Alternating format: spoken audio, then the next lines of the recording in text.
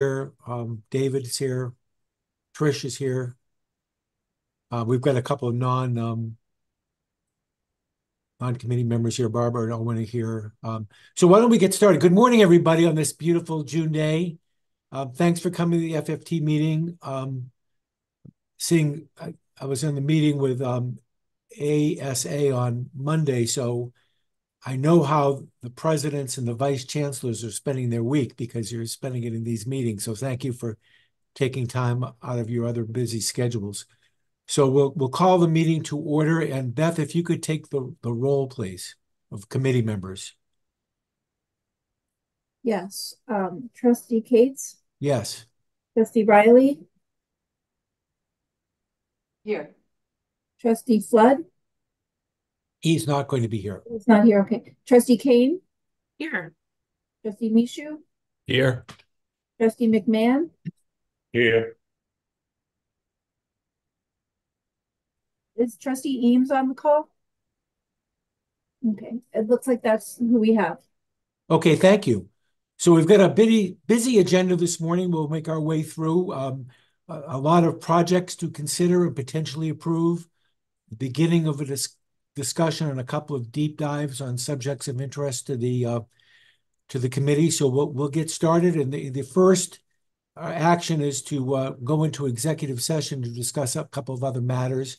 For those of you who are not coming into the executive session, we anticipate it's going to be about a half an hour, so we should be back about 9:30. So could I have a motion for the Finance, Facilities, and Technology Committee of the Board of Trustees to go into executive session under the provisions of 1 MRSA Section 4056C to discuss the condition, acquisition, or disposition of real property or economic development if premature disclosure of the information would prejudice the competitive or bargaining position of the University of Maine system. So moved. Moved by Trustee. Second. Seconded by Trustee Mishu. Thank you. Could you call take the roll, please, Beth? Trustee Cates, Yes. Trustee Riley, Yes. Trustee Kane, Yes. Trustee Mishu, Yes. Trustee McMahon. Yes. The motion carries. One moment and I'll move you into executive session. Thank you. We'll see you all, the rest of you, soon.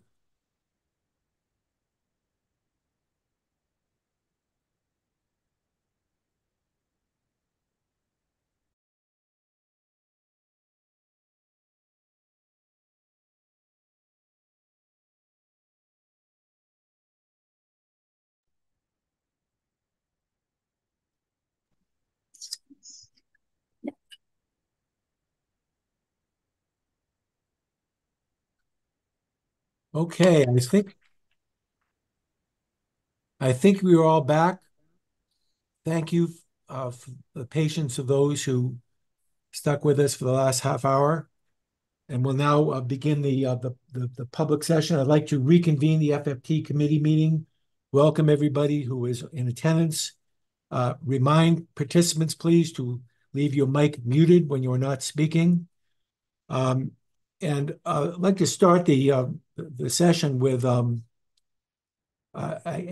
happy, sad note, and that is that we are losing someone who I think is near and dear to all of our hearts and minds, who served this system so well for a whole bunch of years, and that is Buster Neal, who I can see there on the screen, who will be leaving us. I'm sure everybody on the screen has a story to tell about their relationship with Buster over the years, and it's just been a pleasure for me to know him and to work with him even a little bit. So I know Ryan would like to talk about this and perhaps others, but this is Buster's last meeting and would like to send him off with a fond farewell. Well, thank you, Mr. Chair, and I appreciate the opportunity. I had a chance to attend the UMA event and gave me a chance to reflect on, more than a decade ago when we were looking for a CBO at USM. At the system, we've had a lot of success with this company called the Registry, where we, bring in these retired executives who are just looking to work for another 6 months or 8 months or something. And we've had a couple of really strong candidates, including a couple that we have right now. So we were looking for that 6-month solution. We were fortunate that they sent Buster along, and here we are a decade later, talking and reflecting on his service. He's a tremendous asset to UMA, to the University of Southern Maine, and then probably more important to the system as a whole. He's been a great, I think, a great colleague. He's contributed not just at the campus level, but at the system level. But again, best thing I could possibly say about Buster is nothing to do about his work. He's one of the nicest people on the planet. Somehow he finds time to comment on everyone's Facebook posts. Again, an exceptional employee, but an even better person, and feel fortunate to have had an opportunity to work with him for the last 10 years. So thank you for that opportunity, Mr. Chair. Thanks, Ryan. Buster, we're going to miss you. Thank you. Well, we'll now move from the sad part of the agenda to the happy part of the agenda, and welcoming back somebody. We were sad when he left. I'm sure we're all happy that he's coming back, although in a different capacity this time. Robert Placido, and again, Ryan is going to introduce our newest system hire in a new position. Ryan? Yeah, so very excited to have Robert Placido back with us. An extensive career in higher education across the country. We were fortunate for his prior service, and even more fortunate that when we posted the CFO position, that he applied for that, went through the process, and was just an absolutely outstanding candidate and unanimous choice of our selection committee. We were super excited to have him on board. We've been even more excited the few weeks that we've had access to him and all of the great things that he brings to the table. So with that, my pleasure to reintroduce Robert Placido. Thank you. I'm blushing, Ryan. That's so nice, and I'm relieved that I'm the happy news and not the sad news, and also happy that I'm here to witness the last meeting with Buster. He's really been a great colleague. I enjoyed working with him too, so appreciate that. I just have a few opening comments to get you up to speed where I'm at, and there's a few folks around the screen who may not know me, so. Again, thanks for the opportunity to speak this morning. Many of you, again, know me very well. For those who don't, my journey has taken me through various roles, including my prior role as Vice Chancellor of Academic and Student Affairs for the Oklahoma State Regents for Higher Ed. I worked, of course, for you as your Vice Chancellor. I was a CIO for Texas Women's University for many years, and worked for large corporations before that, served in the Air Force. I hold a PhD in higher education and statistics and an MBA in finance. So really enjoy working in all of those areas, gets me energized. So what I wanted to share with you today are the several key areas that I'm going to be focusing on, in addition to all the direction that people like yourselves and the Chancellor and Ryan give me. The first and foremost is security. In today's digital age, as you know, the threats are immense and they keep changing. So we have to be proactive in our approach to cybersecurity. One of the critical steps we are taking, even as we speak, is the implementation of multi-factor authentication across the system. This enhanced security measure will significantly reduce the risk of unauthorized access and protect our sensitive information, and protect us from things like ransomware. So really lowers our risk. Really so pleased and happy to be working with folks like Gretchen's group, and we're going to be talking about how this one effort will really reduce a risk across the system and perhaps give us the opportunity to have cyber insurance, which we don't have right now. We're self-insured. Next, we'll be conducting, and have already started this, in fact, weeks before I even started, a thorough assessment of our Oracle Cloud implementation. I know you all are interested in that. We're going to be doing a health check and pausing a bit to ensure that we're going in the right direction. We're using our funds optimally, that we're identifying any areas that need improvement, and just overall just taking a moment and a pause to see where we're at. Of course, the goal is to maximize return on our investment in the Oracle Cloud investment by ensuring it supports our operations efficiently and effectively. And I'm pleased to announce that next week we'll be releasing phase 1 of the cloud implementation. This initial phase primarily involves basic HR functions and HR recruitment. This milestone is a significant step forward. However, the more complicated aspects of HR, payroll, and benefits modules are still in the works. I will provide more information in the July board meeting on the whole effort, and I plan to give a full detailed update once the assessment is completed. And again, I have that all underway with our partners from Oracle. Additionally, I have initiated also a comprehensive SWOT assessment of the IT division as a whole. This assessment will provide a clear and transparent prospectus offering insights into our strengths and weaknesses, threats. By understanding these aspects, we'll better allocate resources, focus on strategic initiatives, and support particularly things like enrollment more effectively.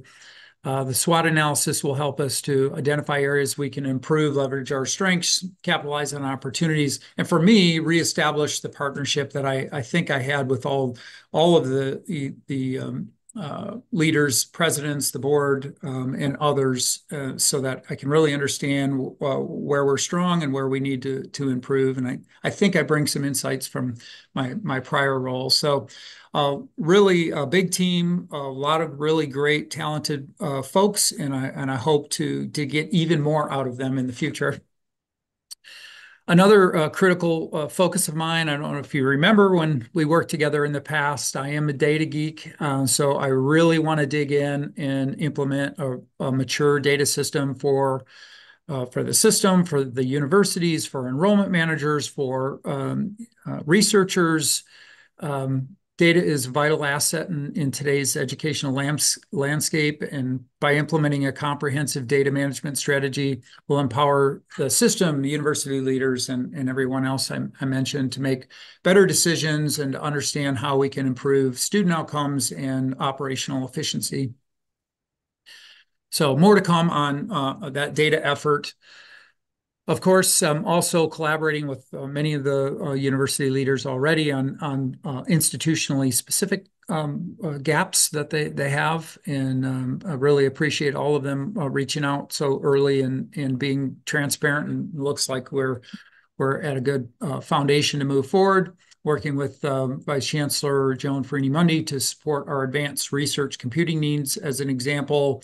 There's a lot of opportunity there, and she has got an amazing research office at Not to say that the other universities don't, but we're working closely to create opportunities for the entire system. And I believe this collaboration will ensure that we remain at the forefront of research, innovation, and driving progress across the whole state in the areas of research.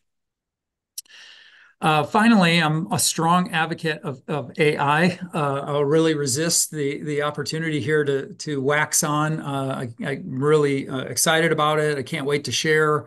Ryan is super excited about it. You should see the amazing work that he's doing, and I'm sure he'll be sharing that in the future. I'm speaking tomorrow at IT Summit on trying to encourage and train and inspire my whole team to adapt AI in all aspects. There's just so many opportunities that this can help us improve our productivity and improve our success. So I use AI in my daily life personally. I use it incorporated it into my work process. My prior team used it for all kinds of operational efficiencies in Oklahoma, and I look forward to working with everybody on this. And there are many efforts going in all different directions across the universities, whether it's from pure research in AI to using it, leveraging it in administration, and leveraging it in academics too.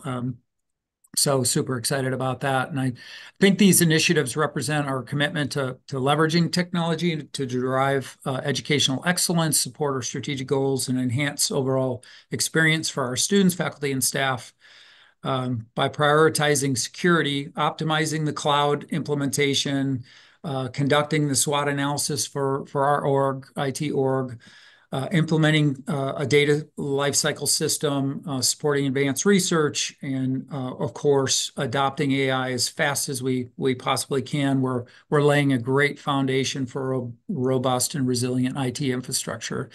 So again, I look forward to working with all of you. It's so great to see all your faces on the screen. And I think together we're really going to move IT and the system and the universities forward this year. I'm so excited. Robert, thank you very much. Again, welcome back. Are there any questions for Robert now? Again, we're going to be continuing these discussions, I'm sure, at the board meeting, particularly about AI. Thanks to Owen and others who put that together. I'm not seeing any. So, Robert, thank you very much. And we'll see you at the board meeting. Ryan, nothing else on that topic, right? Okay. So the next agenda item is disposal of Frederick Hutchinson Center in Belfast, Maine. President Farini Mundy. Thank you very much. I would like to call to your attention the item that is before you today, which is a request coming through the University of Maine to the University of Maine system for authorization to transfer the sale of the Hutchinson Center, which is located in Belfast, Maine. This is a request that's pursuant to Board Policy 802, disposition of real property. That disposition shall be administered by the UMaine System Office and presented to the board for approval. And real property is defined as land and or the buildings or other improvements located on the land. The UMaine system may dispose of or lease or license use of real property when it determines that the action is in the system's best interest. So that's the motion sitting before you today. I'll just give a bit of brief history. Over the last several years, we have seen a sharp decline in utilization of the Hutchinson Center, the University of Maine's facility in Belfast, Maine. It's a 32,477 square foot facility. The decline in utilization has made it unsustainable for the university to continue staffing and operations, as well as to continue to make the biannual payments to pay back the bond that was issued to finance the expansion of the building in 2007 and 2009 through 2009. After more than 2 years of careful consideration and extensive community stakeholder engagement, in June 2023, the university announced that we would close the center, and we did that last August.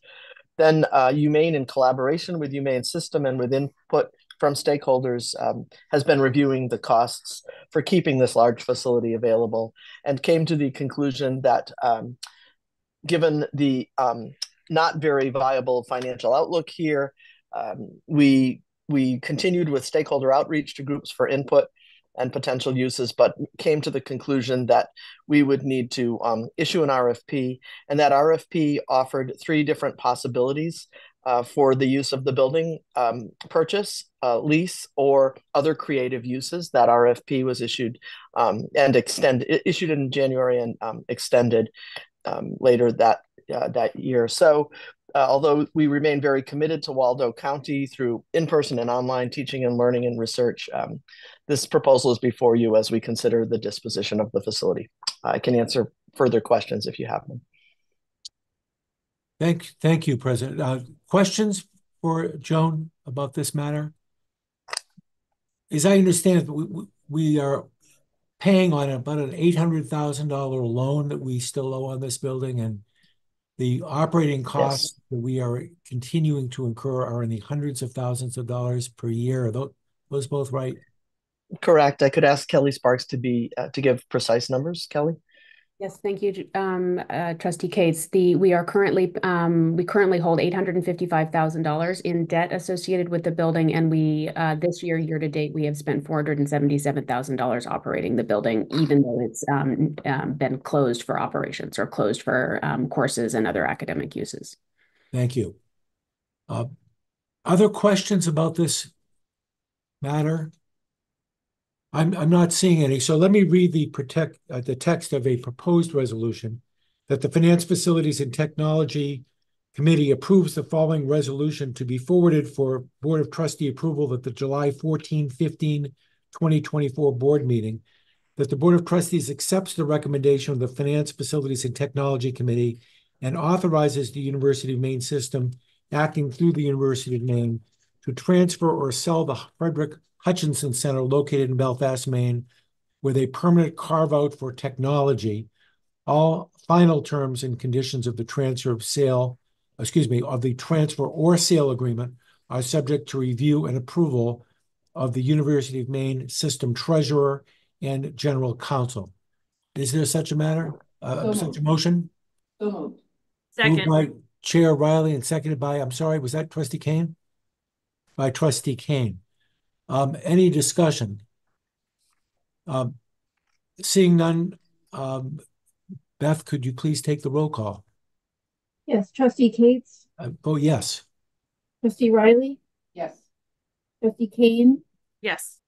Trustee Mishu, Yes. Trustee McMahon, Yes. motion carries. Thank you. Moving on to the next agenda item, which is at tab 2, is the Sustainable Aquaculture Workforce and Innovation Center project, which is before us for approval of moving forward with additional expenditures. Again, President Farini-Mundy. Thank you, Trustee Cates. This is a request for authorization for the University of Maine to expend up to $1.5 million to continue the design process for the construction of an approximately 14.2 square foot facility that will house the Sustainable Aquaculture Workforce and Innovation Center, or SAWIC. This request is before you now. I'd like to just give a bit of background.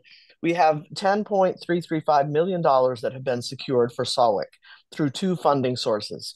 One is the Maine Jobs and Recovery Plan, where the amount is $3.335 million. That was put forth by Governor Janet Mills and supported by the 130th Maine Legislature, related to the state's share of the American Rescue Plan relief funds, with the focus on workforce development, and in this case, in the context of modern facilities. So these funds would be utilized for the continued design of SAWIC, the funds that we're asking you about today. But in addition, in fiscal year 24, through congressionally directed spending work, we have received $7 million requested by the system and secured by U.S. Senator Susan Collins in her role as Vice Chair of the Senate Appropriations Committee, along with U.S. Senator Angus King. We're very grateful for this. The project is included in the one-year capital plan, most recently approved by you, highly aligned with economic development strategies in the state of Maine, particularly around the aquaculture niche sector, which is growing rapidly for Maine.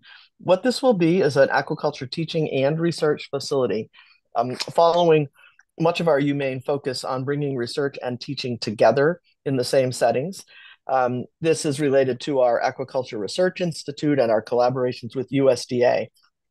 In this facility, there will be pioneering research together with specialized workforce training in key areas around fish health, feed efficiency, and breeding methods, with students at all levels able to be a part of the research and learn about those fields together. So we appreciate your consideration of this resolution. We're very excited about the future for our aquaculture research and development and training work.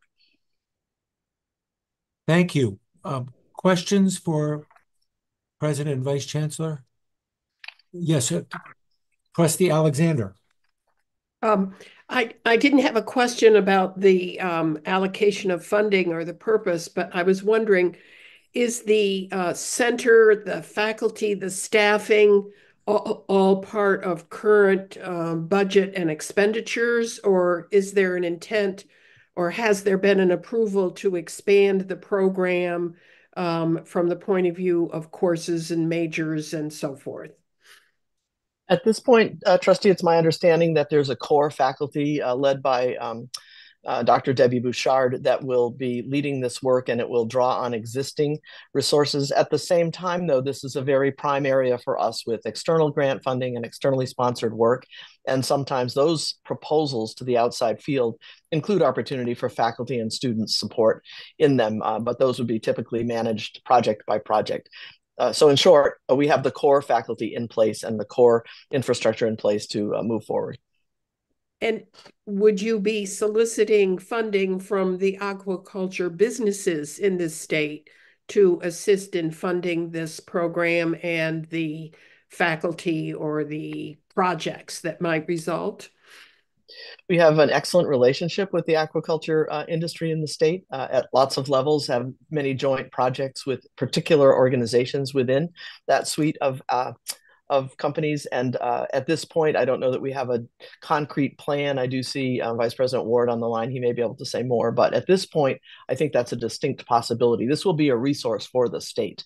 This will be a place where not only can very particular research get done, but where a workforce can be developed. And so it would be logical to entertain possible partnerships with the industry. Thank you. Vice President Ward, you had your hand up. Anything further you'd like to say? I was just going to agree. We have a very robust relationship with the industry that are already funding significant projects on campus with the aquaculture sector. So we are in indeed partnership and responding to their needs for workforce. Thanks. Other questions? Let me ask one. In the materials, it says that the center's impact, I'm channeling my inner Trustee McMahon with this question, by the way, but it says the center's impact can be further measured by various key performance indicators, KPIs, and impact metrics, including economic impact, return on investment, innovation and research impact, workforce development impact, and educational impact. So my question is not so much specifically about this project, although it is, but what's the plan?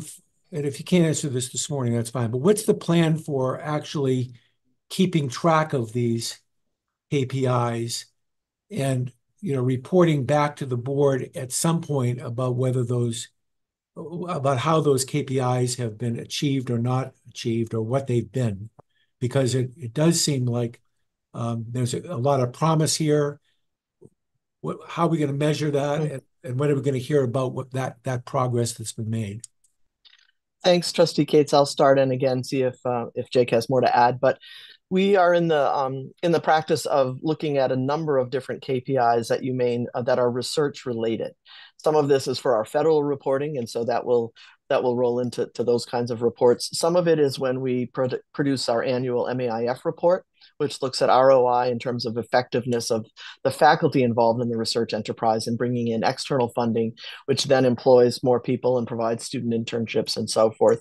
The economic development pieces are some of the more challenging kinds of KPIs to address. We can look at partnerships with the workforce, new kinds of technologies and licensing possibilities.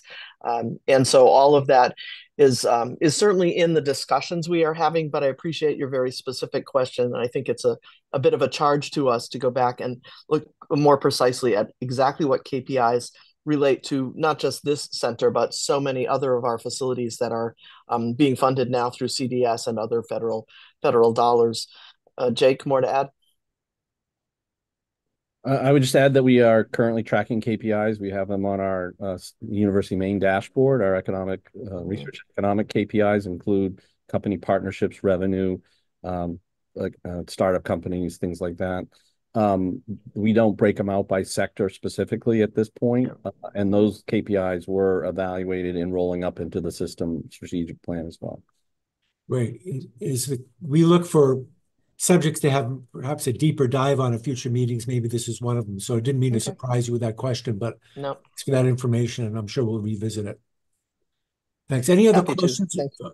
Thank you. Any other questions or discussions about this agenda item?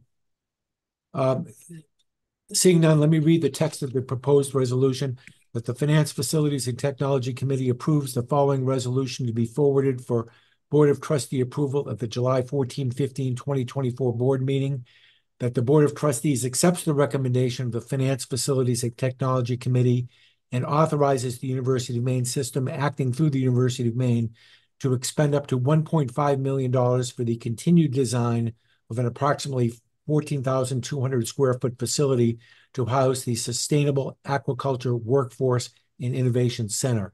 Is there such a motion? So moved. Moved by Second. Trustee Michoud and seconded by Trustee Kane. Any discussion on the motion?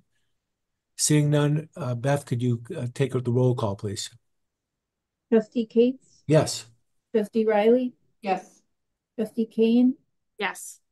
Trustee Michoud, Yes. Trustee McMahon, Yes. motion carries. Thank you. Our next agenda item is a ground lease authorization at the University of Maine for the Beta Theta Pi fraternity. And again, President Farini Mundy. So thank you, Trustee Cates. Here we request your authorization for renewal of a ground lease for 30 years with the Beta Eta Chapter House Association for the land located at 12 Munson Road in Orono, Maine. The chapter is in good standing with the University Office of Fraternity and Sorority Life.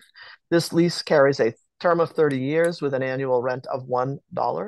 Beta Theta Pi fraternity was founded at the University of Maine in 1879. Thank you. Questions for the president about this proposal? Seeing none, let me read the text of the proposed resolution that the Finance, Facilities, and Technology Committee approves the following resolution to be forwarded for Board of Trustee approval at the July 2024 board meeting. That the Board of Trustees accepts the recommendation of the Finance, Facilities, and Technology Committee and authorizes the University of Maine system acting through the University of Maine to enter into a ground lease for the land at 12 Munson Road, Orono, Maine, with Beta Theta Pi fraternity, with Beta Eta Chapter House Association for the term of 30 years, with all final terms and conditions subject to review and approval of the University of Maine System Treasurer and General Counsel. Obviously read by someone who was never a member of a fraternity. Is there such a motion? So moved. Moved by Trustee Kane. Second. Second by Trustee Michoud. Any discussion on the motion? Seeing none, Beth, could you take the roll call vote, please? Yes, Trustee Cates, Yes. Trustee Riley, Yes. Trustee Kane, Yes.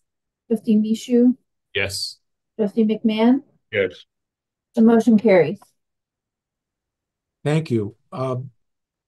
Staying at the University of Maine, the next agenda item is a land donation to the University of Maine. And again, President Farini Mundy.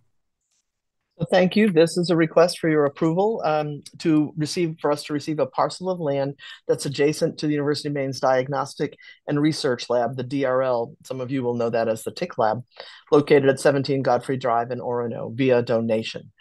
Ms. Scotty Fogler would like to donate 6 acres of land that are adjacent to the DRL for use by the UMaine TIC Lab, both for research and potentially for future expansion of the building. They contain fields and woods that are significantly infested with ticks. And therefore, it's a very good opportunity for us to broaden the research focus. This will be challenging for us to do this kind of broadening without this parcel of land. Ms. Fogler is an alumna of the university, a respected citizen in Orono, and supports both the university and the work of the TIC Lab at DRL. The donation is not reflected in the master plan or the one-year capital plan, but the expansion of the DRL is included in the one-year capital plan that you most recently approved. It'll immediately open up opportunities for research and demonstration sites, and the engagement of students is always happening there as well. So thank you for considering this. Thank you. Questions for the president? I just think that's a super convenient situation. That's pretty amazing. And also I can attest that those are definitely tick-filled areas. What a handy thing. What a nice donation. Probably the only people in the state that are happy to take on a whole bunch of ticks. That's what I was thinking. We are delighted. Send us your ticks. Right. Any other discussion or questions for the president? Seeing none, let me read the text of the proposed resolution. That the Finance, Facilities, and Technology Committee authorizes the University of Maine system acting through the University of Maine to accept the donation of a parcel of land of 6 acres from Ms. Scotty Fogler, adjacent to UMaine's Diagnostic and Research Lab located at 16 Godfrey Drive, Orono, Maine. All final terms and conditions are subject to review and approval of the University of Maine System Treasurer and General Counsel. Is there such a motion? So So moved. moved. Moved by Second. Trustee Kane and seconded by Trustee Michoud. Any discussion on the motion? Seeing none, Beth, could you take the roll call vote? Trustee Cates, Yes. Trustee Riley, Yes. Trustee Kane, Yes. Trustee Michoud, Yes. Trustee McMahon. Yes. The motion carries. Thank you. The next agenda item, which is at tab 5 of our materials, involves improvements and renovations to the Food Innovation Lab at the University of Maine. President Farini Mundy. Thank you very much. This is a request for your authorization for us to spend up to $4.461 million for renovations in the Keough building on campus and equipment for the future location of our Food Innovation Lab. These dollars are coming through congressionally directed spending again, as well as Maine Jobs and Recovery Plan, or MEJRP funding. The MEJRP dollars, 1 million of those are for equipment, and the remaining balance is for construction. And then the 2.5 from CDS is a small business agent SBA award for construction. As I mentioned, this will be renovations within the Keough building, potentially a 1.2 thousand square foot addition, and the purchase of equipment to construct a new food innovation lab while addressing a portion of the building's deferred maintenance. This is a very exciting initiative for us because we will be able to expand potentially to include a classroom adjacent to 3 large kitchen labs, a shared walk-in cooler and walk-in freezer, storage, offices, bathrooms, and a lobby. The classroom will be used for students and for the community and will be approximately 1,200 square feet. We looked at multiple locations for this and determined that the best path forward is this kind of a renovation. This is consistent with what we just talked about relative to Sawick, the notion that when our facilities are right at the cutting edge relative to R&D, then the engagement of students in learning in those kinds of settings, the sort of quote teaching hospital model, is something we're pursuing actively when we can. This is another example. This project is included in the 1-year capital plan that was most recently approved by the trustees. Thank you. Questions for the president? Seeing just a comment, this is several examples on today's agenda and other agendas about how fortunate we are to be getting as much congressionally directed spending as we are.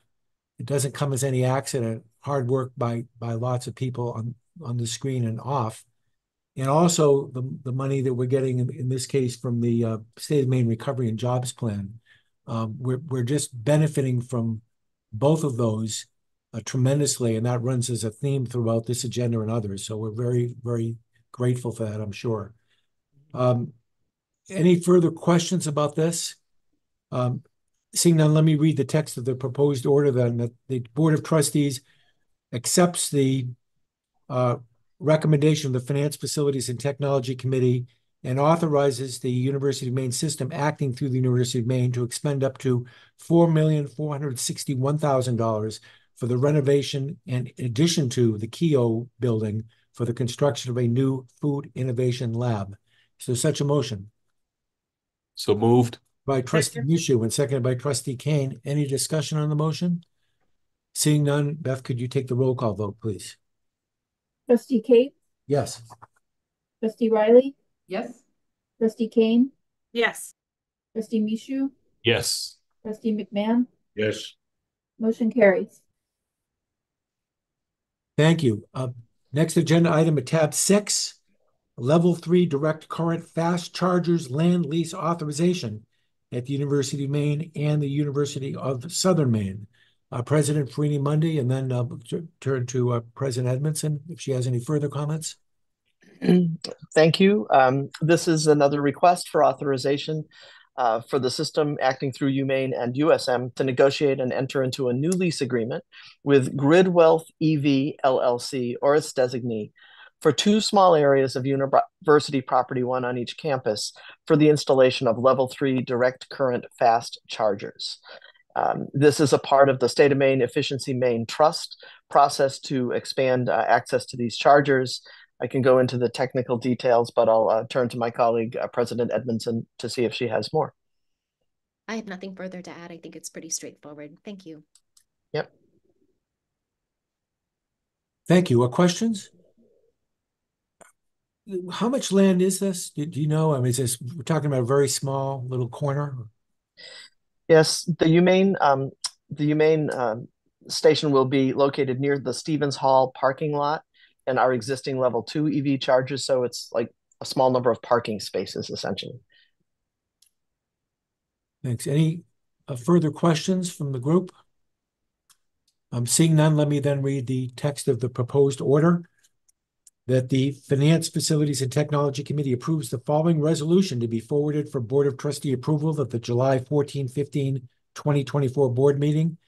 That the Board of Trustees accepts the recommendation of the Finance, Facilities, and Technology Committee and authorizes the University of Maine system, acting through the University of Maine and the University of Southern Maine, to negotiate and enter into a new lease agreement with GridWealth EV LLC, or its designee, for 2 small areas of university property, one at UMaine and one at USM, for the installation of level 3 direct current fast chargers for a total of up to 21 years upon review and approval by General Counsel and the Vice Chancellor for Finance and Administration. Is there such a motion? So moved. Moved by Trustee Michu and second by Trustee Kane. Any discussion on the motion?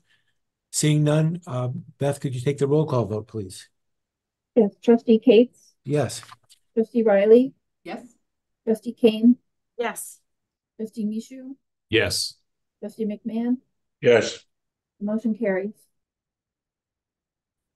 Okay, thank you. We're going to go out of order just a little bit here and come back to tab 7 and 8 in a moment, but we're going to skip to tab number 9 now, which is a budget increase for a Purrington Hall renovation project at the University of Maine at Farmington.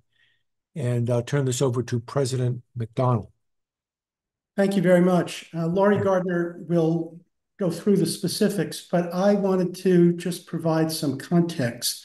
We are renovating 2 of our historic, iconic dormitories called Purrington and Mallet, named after 2 of our former presidents.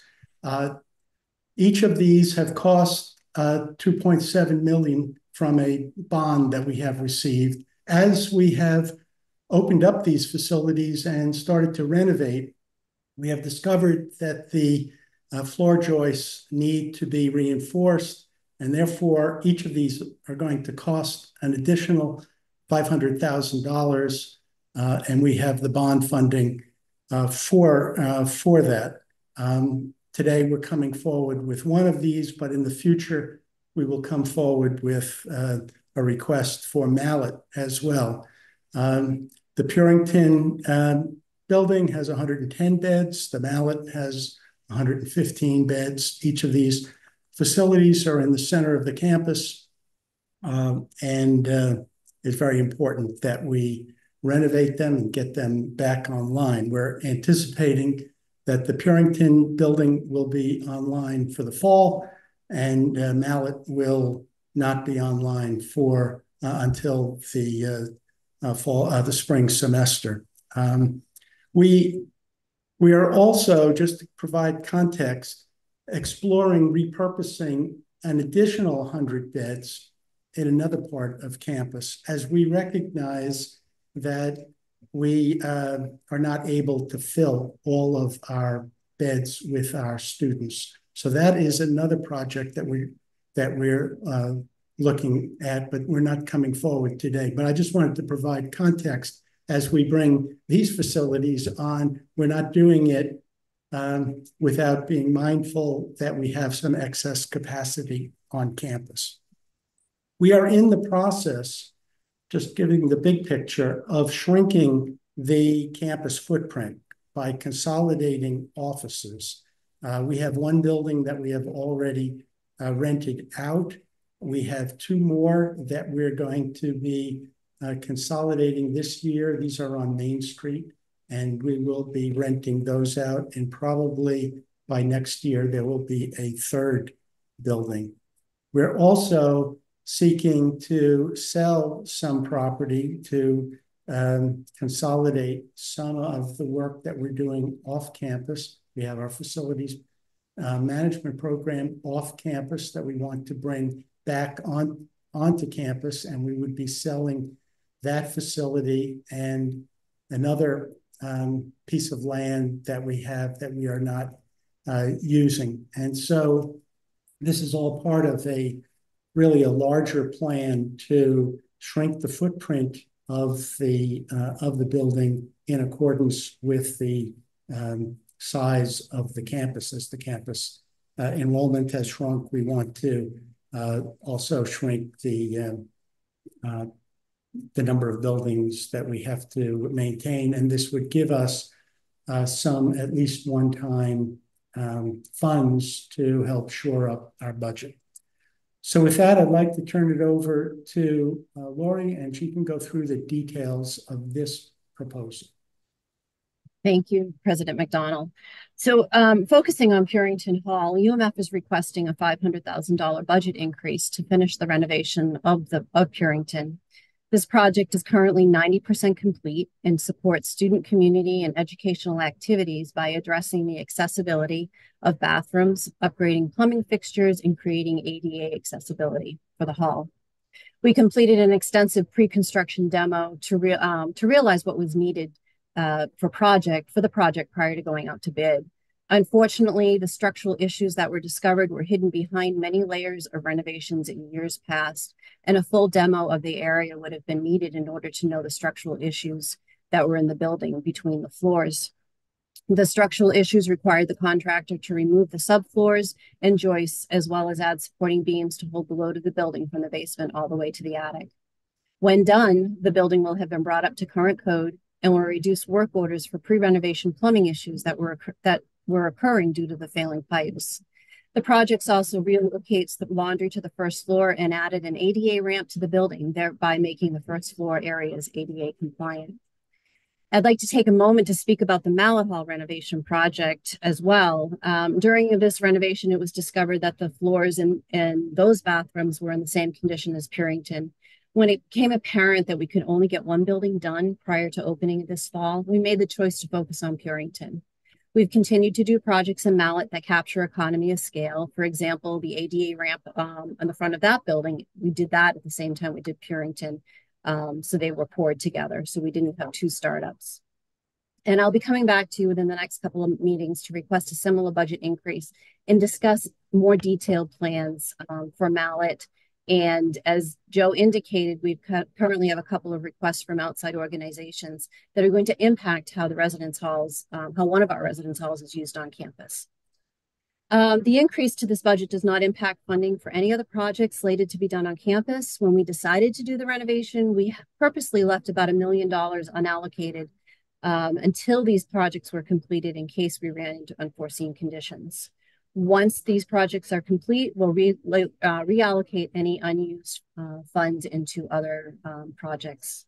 The substantial completion date for this project is July 26th, and currently the building is at 80% occupancy for fall, with room assignments happening every day. Thanks for your time, and my facilities director, Keenan Farwell, and I are here to answer any questions you might have. Thank you. Questions from the group? I'm not seeing any. So let me then go ahead and read the text of the proposed resolution. That the Board of Trustees, acting through the Finance, Facilities, and Technology Committee, authorizes the University of Maine system, acting through the University of Maine at Farmington, we increase the construction budget up to $500,000, making the total project budget $3.2 million to renovate the restrooms and replace the failing plumbing infrastructure at Purington Hall on the UMF campus. Is there such a motion? So moved. Moved by Trustee Misha, seconded by Trustee Kane. Thank you. A discussion on the motion? I'm not seeing any. So, Beth, could you please take the roll call vote? Trustee Cates? Yes. Trustee Riley? Trustee Kane, Yes. Trustee Mishu, Yes. Trustee McMahon, Yes. motion carries. Thank you. We'll now move on to tab 10, staying on the Farmington campus. Authorization of space reduction and construction of a new facilities management building at UMF. Again, President McDonald. Well, I will turn this over to Lori because this is the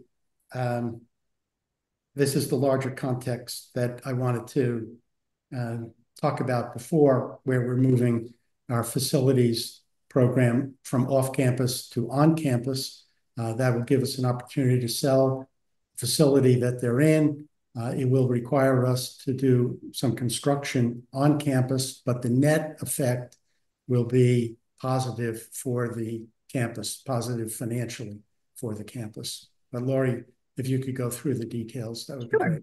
Happy to. Thanks. So UMF is responding to the need to reduce our campus footprint and increase campus density by exploring the reduction of campus square footage through the sale of property, while also improving our net asset value. To accomplish this, UMF is seeking authorization to sell or transfer properties to fund the construction of the new facilities management building as follows. We will sell 2 underutilized parcels of land totaling approximately 12.5 acres. We will offer 1 house on campus for public bid to be moved, resulting in an approximate 4,000 square foot reduction. If this building does not sell, we will be raising the building. We will sell 1 commercial building, reducing our square footage by an additional 13,500 square feet. And the proceeds from these sales will be used to construct a new approximately 6,500 square foot facilities management building to house the structural, grounds, and custodial departments on the edge of campus. All of these transactions will show a net campus reduction of approximately 11,000 square feet. This is just the beginning. We're continuing to generate ideas for additional savings. And ultimately, the land parcels are underutilized. The funds from their sale would allow UMF to reinvest in areas that are needed to help reduce energy costs as well as space reduction. The house being offered for public bid for sale or removal will help create more green programmable space on campus.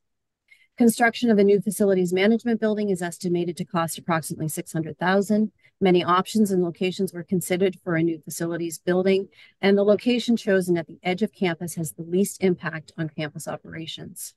These efforts will also result in a reduction of operating costs of approximately $35,000 per year through energy savings, reduced work orders, and removal of fossil fuel, among other factors. The timeline depends on the sale of the real estate. Our first step would be to list the land parcels and house for sale. The new facilities management building would be available for occupancy approximately 12 months after the sale of the land and the house. After the facilities office moves into their new space, the sale of the current facilities building would happen and the construction note would be paid off. Thanks for your time, and Keenan and I are here to answer any questions. Thank you very much. Questions about this project? Yes. Yes, Chair Riley, I think. Not in hiding anymore. There you are. Hey. I just wanted to take a minute to thank President McDonald, his team, President Farini Mundy. It's not easy to make these decisions about reducing space, but so essential given the changes in the demographics and higher education in general. And I think it's hard work, and it's really very significant, and I think makes both institutions more nimble. And I just wanted to thank them for that. Thank you. Clyde Mitchell, I failed to recognize at the beginning, our faculty rep. Good morning, Clyde. Good morning. I just wanted to commend President McDonald as well. As our student numbers declined, and obviously they have stabilized and are looking very promising in the future, but our faculty numbers have gone from 110 faculty down to 70 plus minus. And I think this is wonderful that we are going through this process of reducing space. It doesn't look good having empty offices around the various teaching buildings, and this will make us much more efficient. And I think it's a great opportunity, particularly when getting rid of, I don't know if that's the right word, the wooden structures, which are very expensive to maintain. So thank you to both President McDonald and Laurie Gardner for the great work. Thank you. Thank you. Other comments or questions about this proposal? Seeing none, then I'll read the text of the proposed resolution.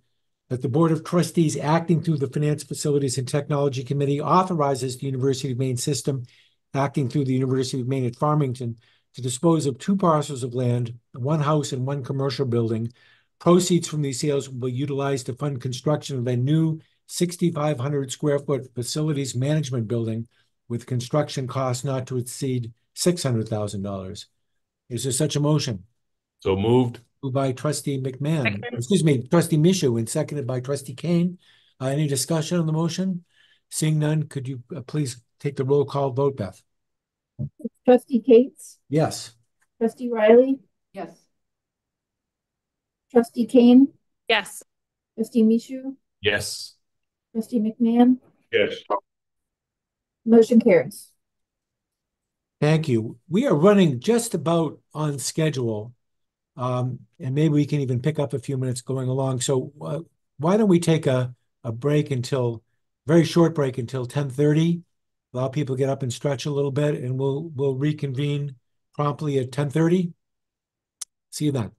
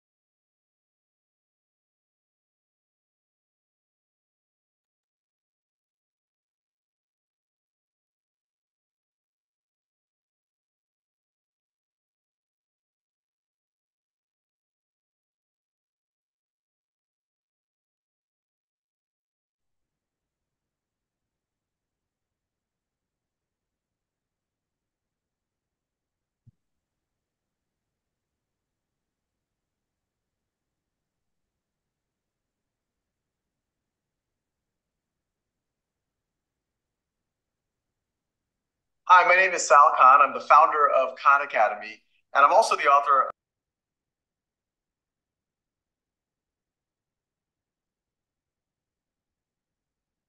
Okay, we are back. We'll return to the agenda, and I believe we're now on to tab 11, everybody. University of Maine Electrical Infrastructure Upgrade Renewal Financing Project and Reimbursement Resolution Authorization. Excuse me, Tracy Elliott. Thank you, Chair Cates, and good morning, everyone. Hello, can you hear me?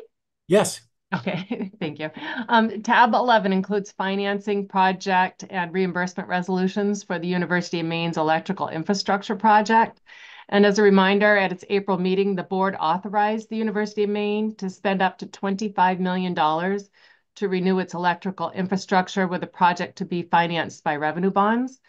This critical project involves upgrading the existing electrical distribution system on the Orono campus, as the system is beyond its useful life, and the upgrade is required to enable future capital construction projects that include the Green Engineering and Materials Project, the Energy Center, and the Harold Alfond USM Transforms Athletics projects. The resolutions meet Treasury regulation requirements to ensure that the board has approved the project and the related financing, and that the financing qualifies as tax exempt. Additionally, the resolution enables the university to reimburse itself for construction-related expenditures, including those made 60 days prior to the full board's approval of these resolutions. And with that brief introduction, I am happy to take any questions about the financing-related resolutions. Thank you, Tracy. Questions from the board?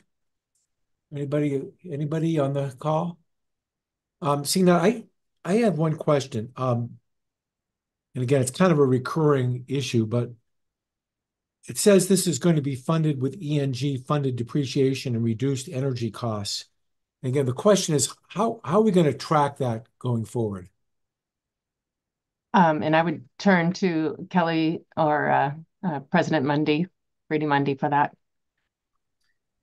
And I'll turn right to Kelly. Yeah, and by the way, I don't mean to spring this on you. It's a recurring issue on a bunch of projects, and maybe we need to take it more generically at another time, but thank you.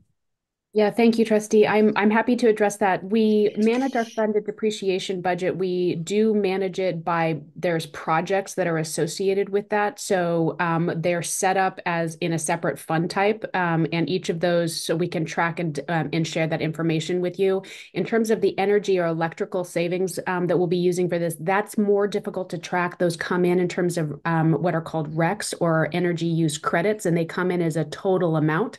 Those come into the University of Maine, and they show up as an expense offset or a reduction in the payments that we pay to pay for our energy bills. So they're difficult to tie to a specific project or source. But what we've done is reduced our operating budget or our planned operating budget in the energy line as an offset with the increase in debt service associated with this. We manage it mostly in spreadsheets. It doesn't show up as its own project in the general ledger, but I'm happy to share more of that information if useful for the Board of Trustees. Thanks. It's a simple question, and unfortunately, the answer is complicated. It has to be complicated. I get it. Maybe we can talk more about that another time as a group. Thanks. Other questions about this project? I'm not seeing any, so let me read the text of the proposed resolution. That the Board of Trustees accepts the recommendation of the Finance, Facilities, and Technology. Well, excuse me, I'll start again.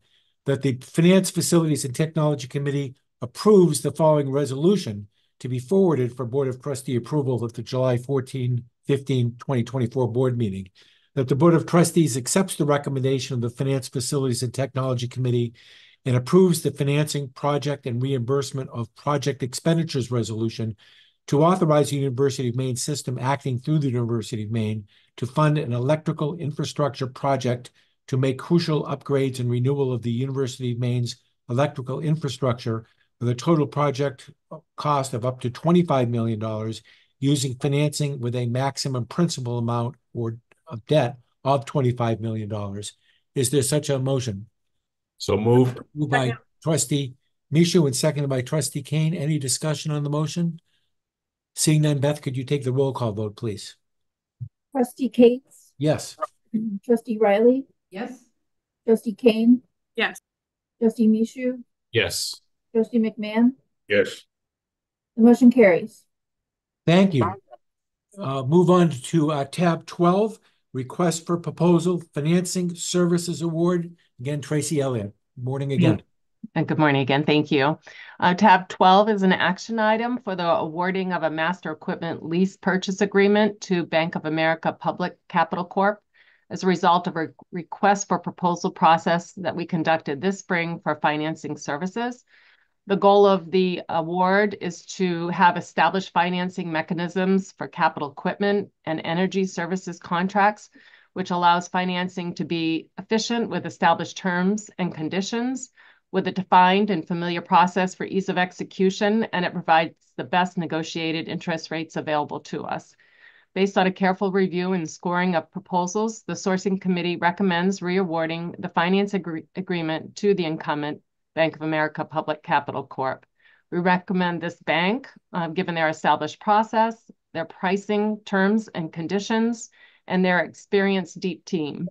The interest rates are based off of a benchmark, the Secured Overnight Financing Rate, or SOFR, swaps index plus a spread, and those rates vary depending on the term of each agreement, the number of years that it goes out, and whether or not the deal is taxable or tax exempt. With that introduction, I'd be happy to take any questions. Thank you. Questions about this proposal? Seeing none, let me then read the text of the proposed resolution. That the Finance, Facilities, and Technology Committee approves the following resolution to be forwarded for Board of Trustee approval at the July 14, 15, 2024 board meeting. That the Board of Trustees accepts the recommendation of the Finance, Facilities, and Technology Committee and authorizes the University of Maine System to execute and deliver the Master Equipment Lease Purchase Agreement with Bank of America Public Capital Corp. As lessor, and separate schedules for the acquisition, purchase, financing, and leasing of certain equipment and ESCO agreements pursuant to the negotiated contract terms resulting from the request for proposal number 2024-062, authorizing the execution and delivery of other documents required in connection therewith, and authorizing all other actions necessary to the consummation of the transactions contemplated by this resolution. So moved. Moved by trustee McMahon and seconded by trustee Kane. Discussion about the proposed resolution. Seeing none, Beth, could you take the roll call vote, please? Trustee Cates, Yes. trustee Riley, Yes. trustee Kane, Yes. trustee Michu, Yes. trustee McMahon. Yes. Motion carries. Thank you. We're now going to move on to tab 13, a discussion of UMS reserve policies. And again, as our committee continues to try to look at subjects on a little bit of a deeper dive into a topic or two at each of our meetings, today we've asked Ryan to begin a discussion about the various reserve accounts which exist in the system. What's their purpose, how they were funded, what targets they might have, particularly for the Budget Stabilization Fund, and how decisions get made about how these dollars get spent. Again, today's just designed to be the beginning of that discussion, and the plan is to have this on the agenda again in August, when we can get into some more concrete discussions about any changes to the status quo the board might feel appropriate. So thanks to several of you on the board who've raised this as a topic for a deeper discussion. Thanks for Ryan for putting this together, and we'll begin that discussion today. Ryan? Thank you, Mr. Chair. Certainly excited to talk about reserves this morning. I'll mention up front, I'm generally going to, if you've had a chance to look through the APL, with all due respect to Darla, who I love, I'm going to move away from a lot of the accounting language and try to keep this in budget language and focus on reserves and terms like that, and a little bit less on unrestricted net position and so on. But we'll certainly walk you through the policy and kind of make those distinctions. As the chair said, this is the second part of a conversation that we're going to have around reserves. We've got about a half an hour for today. So again, I want to walk you through the reserve policy at a high level. I'm going to go through that full document, but ultimately I want to bring it back to the conversation around the reserves that exist at the system. And there's multiple buckets there, but again, specifically, I want to bring it down to the operating reserve and the budget stabilization fund. I'll also reference reserves that we have around IT capital and risk management and our healthcare reserve. But those are really the two places where I'd like to focus the conversation. So for each, as the chair said, I just want to define it a little bit more. I want to talk about how money gets in and then as well as how money gets out of it. What's the balance today? What should the balance be? And give you some examples of some of the types of expenditures that have been approved through these accounts. So let me just start by sharing the APL on reserves. It is definitely due for a refresh. You can see it's 2017. Even as we've started over the last couple of months anticipating this conversation, we've already been looking at this, identified some areas where things either need to be updated or they made sense 10 years ago, but maybe don't make as much sense today. So let's kind of walk through this policy. Again, you'll note right up front 4 major categories of net position. Again, I'll interchange the word reserve several times.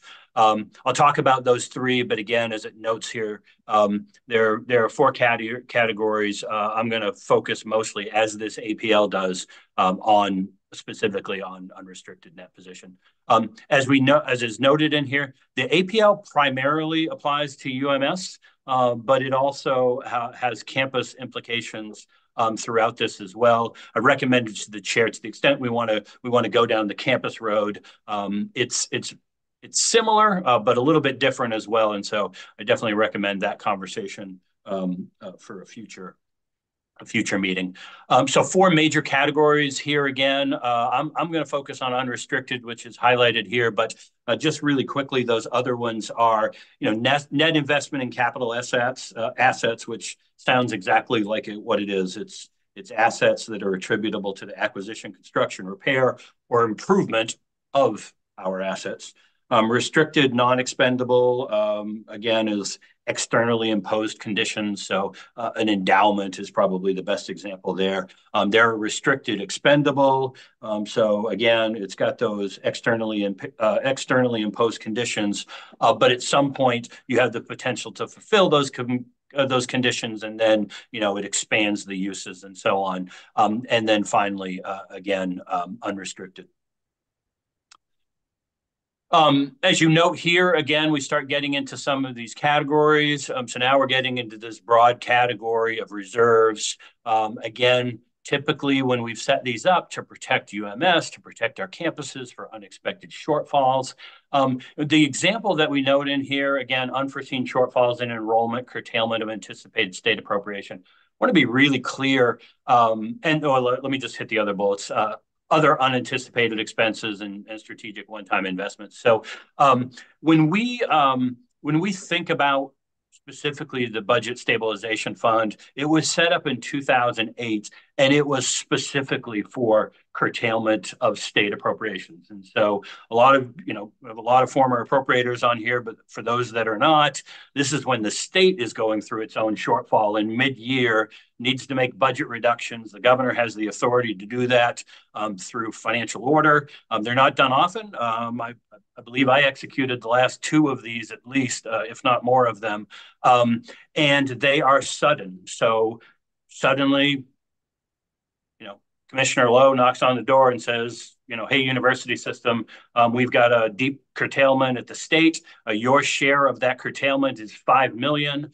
You've got 48 hours to tell me where you're going to come up with those resources. So that was originally why we set up, and I think it's one of the directions that we would like to present, as we move forward, is kind of bringing at least the budget stabilization back to that kind of true intent as we start entering windows of shakier, maybe state revenues looking forward. I think we need to be prepared, and I'm not sure that our current levels do that. So I've talked about the two buckets of reserves that I wanted to focus on. One of them is operating reserve, specifically this E&G operating reserve. And then the second one is the budget stabilization fund. But before I do that, I do want to reference a couple of other reserves. We have a risk management reserve. Again, Gretchen can certainly go into detail if there are questions, but we self-insure in that space. We have high deductibles there, and need a reserve for that. And so I'll show you what that looks like as well. In addition, we have an IT reserve for large capital projects there that has a balance of a little less than 2 million right now. So if I to the top up here, hopefully you've transitioned over to this. Someone could give me a head nod that you've transitioned over to this bar graph. Yeah, okay, perfect. So this shows you current balances. So this shows you current balances. Again, I'll walk across. The IT capital planning balance has about 1.9 million in it. It's generally committed to various IT projects. The risk management fund has about 4 million in it now. And then I'll skip over here to the benefit pool reserve. The benefit pool reserve, again, self-insured healthcare plan are required to keep a reserve. Ideally, you want that reserve somewhere in the 3 to 5 months worth of potential claims. We're on the low end of that now, probably certainly closer to 3 than we are 5. Typically, the expenditures in this and money coming in and money flowing out is really just a reflection of what our healthcare experience was in a particular year. If it was strong, we might end the year with excess funds that would flow into the reserve. If we do a little poorer, then the potential is that funds will come out of the reserve to cover that difference. The only other expenditure that typically comes out of the benefit pool is you'll recall the retirement incentive that we did in the last budget cycle and ones that we've done in prior budget cycles typically are funded through the benefit pool reserve. So I'm going to stop the sharing right there and just so we could have the conversation about the two specific buckets of reserves that I really wanted to focus the conversation in on today. One is operating reserves. And so think about operating reserves as reserves that are much more flexible in nature. When the board talks about having funds available to make strategic investments, that is exactly the language that you'll see in the APL. Again, I think we'd recommend tightening it up a little bit, but that is what the intent of the operating reserve is. The source of funds for the operating reserve is, I'll call it system savings. So think about all the various UMS 08 accounts. And so, my office, the chancellor's office, IT facilities, a lot of the people, quite frankly, that you see on the call, to the extent that we end the year with savings, which, you remember from state government, even when you're struggling, you typically don't spend all your money right to the very last penny on the last day. So there is some amount that typically rolls forward. So that is the funding source for operating reserves. Some examples of expenditures in recent years that you'll be familiar with. Going back maybe 4 years or so ago, the trustees authorized a number of renovations at 300 4th Street, so where the law school is currently located. We had a good investment year in the year that we were having those conversations, and so the trustees at that time accepted a recommendation that we fund those renovations largely with cash. And so we transferred with your sign-off resources over to 300 4th Street. The Huron contract that we engaged in for the strategic plan work, that is another example. So think of strategic investment. This is one where the chancellor and others come forward and say, we need to engage a consultant for this work that we're doing the board.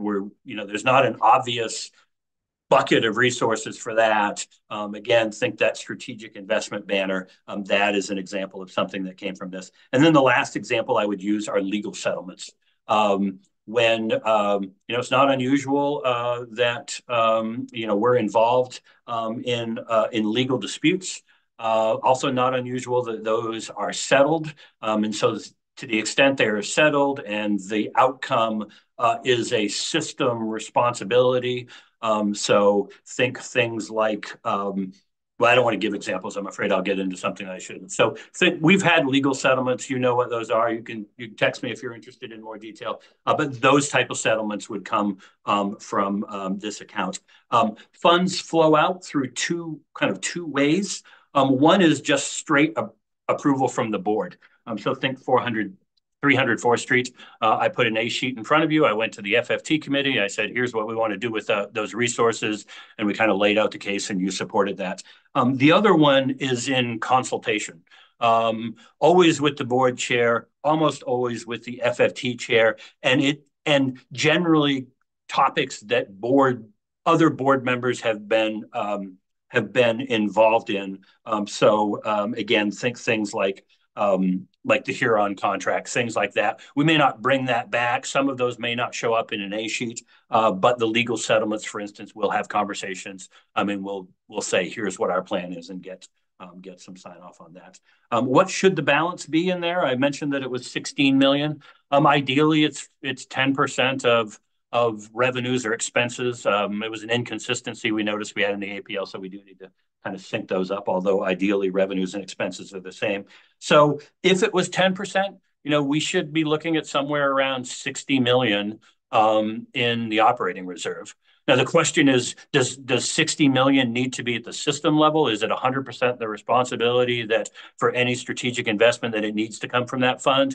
If all of the campuses were flush with their own operating reserves, then maybe it's a lesser number, but at least for now, given the circumstances that we're at, 60 million is what the target is and may change as we move forward. Any questions about the operating reserve? And then I'll shift to budget stabilization really quick, and then I'll just open it right up. So you want me to pause here, Mr. Chair, or knock off this next one and then keep going? Let's see. Did anybody have any questions on this so far?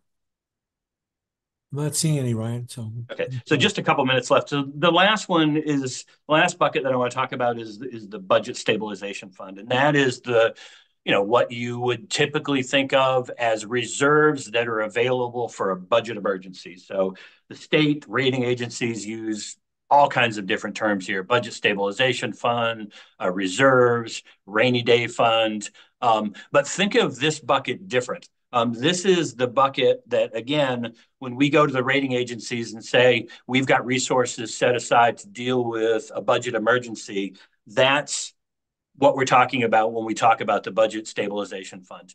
It always will require Board of Trustee approval to take funds out of there, largely because anytime we extract from the budget stabilization fund, we do it as part of the budget process. So even though it doesn't literally say in the APL that it's required for board approval, we think it probably should. But just by the nature of the uses of the budget stabilization fund, it comes through FFT and the full committee. We like it to be, it should be, the guidance that we have for accounts like this is it should be an account that, again, you only go to for emergencies. We've got a strategic investment account. That's the one that we were just talking about. You don't go to the budget stabilization fund because somebody came up with a cool idea on a Monday and we've got to be able to find funds for it on a Wednesday. It truly is an emergency account. It currently has a balance of about 4.5 million. It has fluctuated over the years. It's been as high as 21.5 million just a couple of years ago. It's currently below 5 million. That is a dangerously low balance for a $650 million operation. Ideally, the balance would be closer to 30 million. Funds, as I mentioned, funds that come out of this go through the budget process. There is one other exception where they don't go through that budget process, although there is a consultation, and that is temporary investment income. So temporary investment income, to the extent that we do better than we budgeted, that's how funds flow into this account. But 3 years, FY15, FY16, FY22, we had losses in temporary investment income. It's great when we make money, but sometimes we lose. And in 2022, for instance, we lost $11.7 million. It almost wiped out our budget stabilization fund. So when those losses happen, we make the adjustment there. We talk about it as part of year end.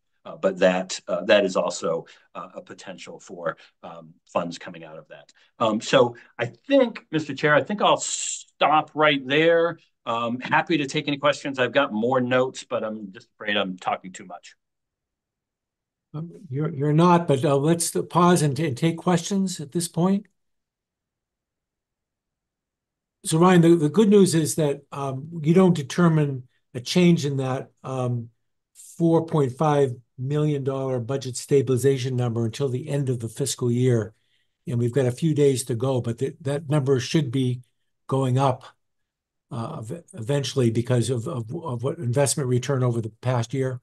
Yeah, so let me give you the 1 minute kind of summary of that year end process. So we're running through, I just saw an email yesterday, through May 31, I think it was, May 30. We were running about 15 million to the positive for the year, about 13 million ahead of budget and temporary investment income so far.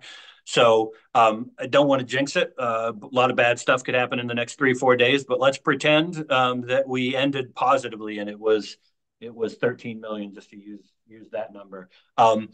I will work with the chancellor over the first few weeks after the close of the fiscal year, when we start to get an idea from Tracy and her team what that number might be. And then we will develop a recommendation and bring that back to board leadership and potentially to FFT, where we might say, just to make up an example, here's again, I'll pretend it's 15 million just to make the math easy. Here's a recommendation that 5 million go into the budget stabilization fund, that 5 million go into the operating reserve, and that 5 million be spent on these 3 key strategic initiatives that we think can't wait until the next budget cycle. So you should anticipate that we would come forward with a recommendation somewhere, along of that flavor. And what has happened in the past is typically, we don't always end with positive investment results, but when we have, it's been a conversation with the board chair and the FFT chair about what those recommendations are, and we get that sign off. For the last several months with the chancellor, with the board chair, with the FFT chair, we've been talking about modifying that process and just making it a little more public, a little more transparent, a little more formal part of the FFT process. Not that different than some of you will remember the year-end briefings that were in state government, where we showed up and said, here's how the year ended, here's where it went, and here's where all the dollars are going. So. Thank you. Trustee McMahon. Ryan, thanks for this. As I understand it, we've focused specifically on system reserves. As a ballpark, what are the other reserve pockets that lie around at the various campuses? So, you talk about we're far off the target, but if we included the other reserves that the campuses themselves hold, how much closer are we? Yeah, I can check on that piece. We'll be well under it, because I know out of the individual campuses, the only campus that is really approaching the reserve targets that we have is UMA, and I think UMA maybe even at the target. So we're well below it, but I'll definitely do that assessment for the next round. But the other buckets, they're pretty consistent with those same buckets. So campuses have a similar version. They might have an E&G working capital. They're more likely to have a reserve. They're more likely to have an auxiliary reserve as well. All of our campuses will have the capital reserve accounts. And so it's a challenge when you look in there, because the picture sometimes looks better than it is. And it's why I use the term reserves rather than net position, because if you look up the net position, it might show that, I'll just make up a number, that the University of Maine has 35 million sitting in a capital reserve account, well, it may be 35 million, but it's specifically set aside for 7 projects that you've approved over the course of the last 7 months. And that's why it's sitting there. It's not sitting there available for the next idea or the next budget crisis. And so it's why one of the reasons we try to draw that distinction when we talk about reserves versus net position. But we'll absolutely do that analysis, Trustee McMahon. Thanks. Trustee Alexander. I'm particularly interested in the strategic type of potential initiatives that you referenced. And frankly, I'd like to make sure that the Strategic Planning Committee is involved in that discussion at an early stage, maybe even other committee chairs. So that would be my 2 cents as to the process of discussing the use of those funds and any recommendations that come from the system office about that. Thank you. Thank you. I'll defer to the chairs on that one, but makes absolute sense. Let's talk further about that. Yep. That makes sense. Yes, Chair Riley. Thanks. I think it's always easy for the board to get excited about the strategic reserves piece. And I think Ryan's presentation reminds us that when we revisit this in August, these reserves on self-funded insurance and on operating reserves for E&G are well below target. We're safe, but they're below target. We really need to focus and I think remind ourselves of our fiduciary responsibility to keep those reserves robust. That said, I think, Ryan, we're in an unusual position around pension that we have, unlike most state systems and state agencies, we have a fully funded. Could you speak to that for a little bit? Because I think that's sort of a great news story. Yeah, I think you're talking about our progress in towards our OPEB Yep. liability, our liabilities around other post-employment benefits. Yep. I think maybe work with Tracy and get that on an FFT agenda. Going forward, so we can talk about it a little bit more. But it is an area where, thanks to Tracy's leadership and all due credit to former Vice Chancellor and President Becky Weick, who kind of set up that OPEB trust. I don't know how long, maybe 15, 16 years ago, at least. Great work there, great progress. As the chair noted, at least at the end of 23, we were more than 100% funded in that. That is an anomaly. That is, when you talk about an outlier, that is an area where we are an outlier in a very positive way. Won't call out other schools, but I've looked at the financial statements of all of the other New England higher eds, both system and individual institutions. And especially of the larger institutions, more of them have 9-figure liabilities than 5-figure liabilities. And there's not a lot of folks out there that are fully funded, if there are even others out there. So again, as the chair said, this is an area that we don't talk about a lot, but it's an area where we've been very successful and we should be very proud of. And we'll look to highlight some of those efforts in an upcoming meeting. Roger, I'm sure you can see my hand now. Oh, now I can see it. Yes. Okay. Go ahead. Thank you. First of all, yes to everything Barbara said. The Strategic Planning Committee, happy to sit at that table and have that conversation.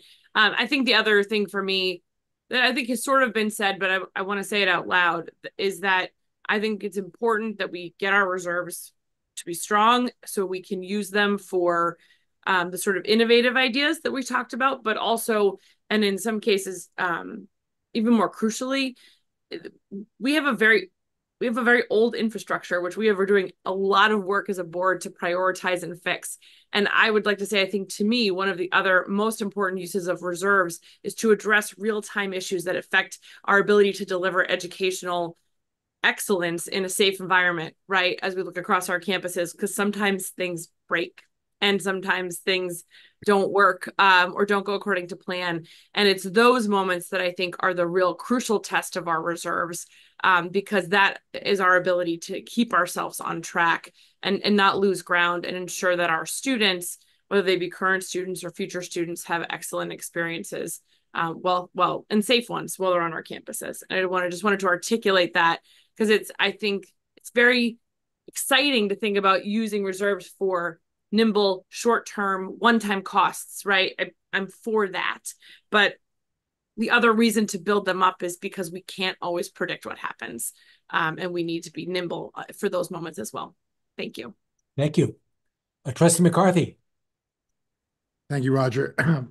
Ryan, one thing I was thinking about is I'm trying to work through this.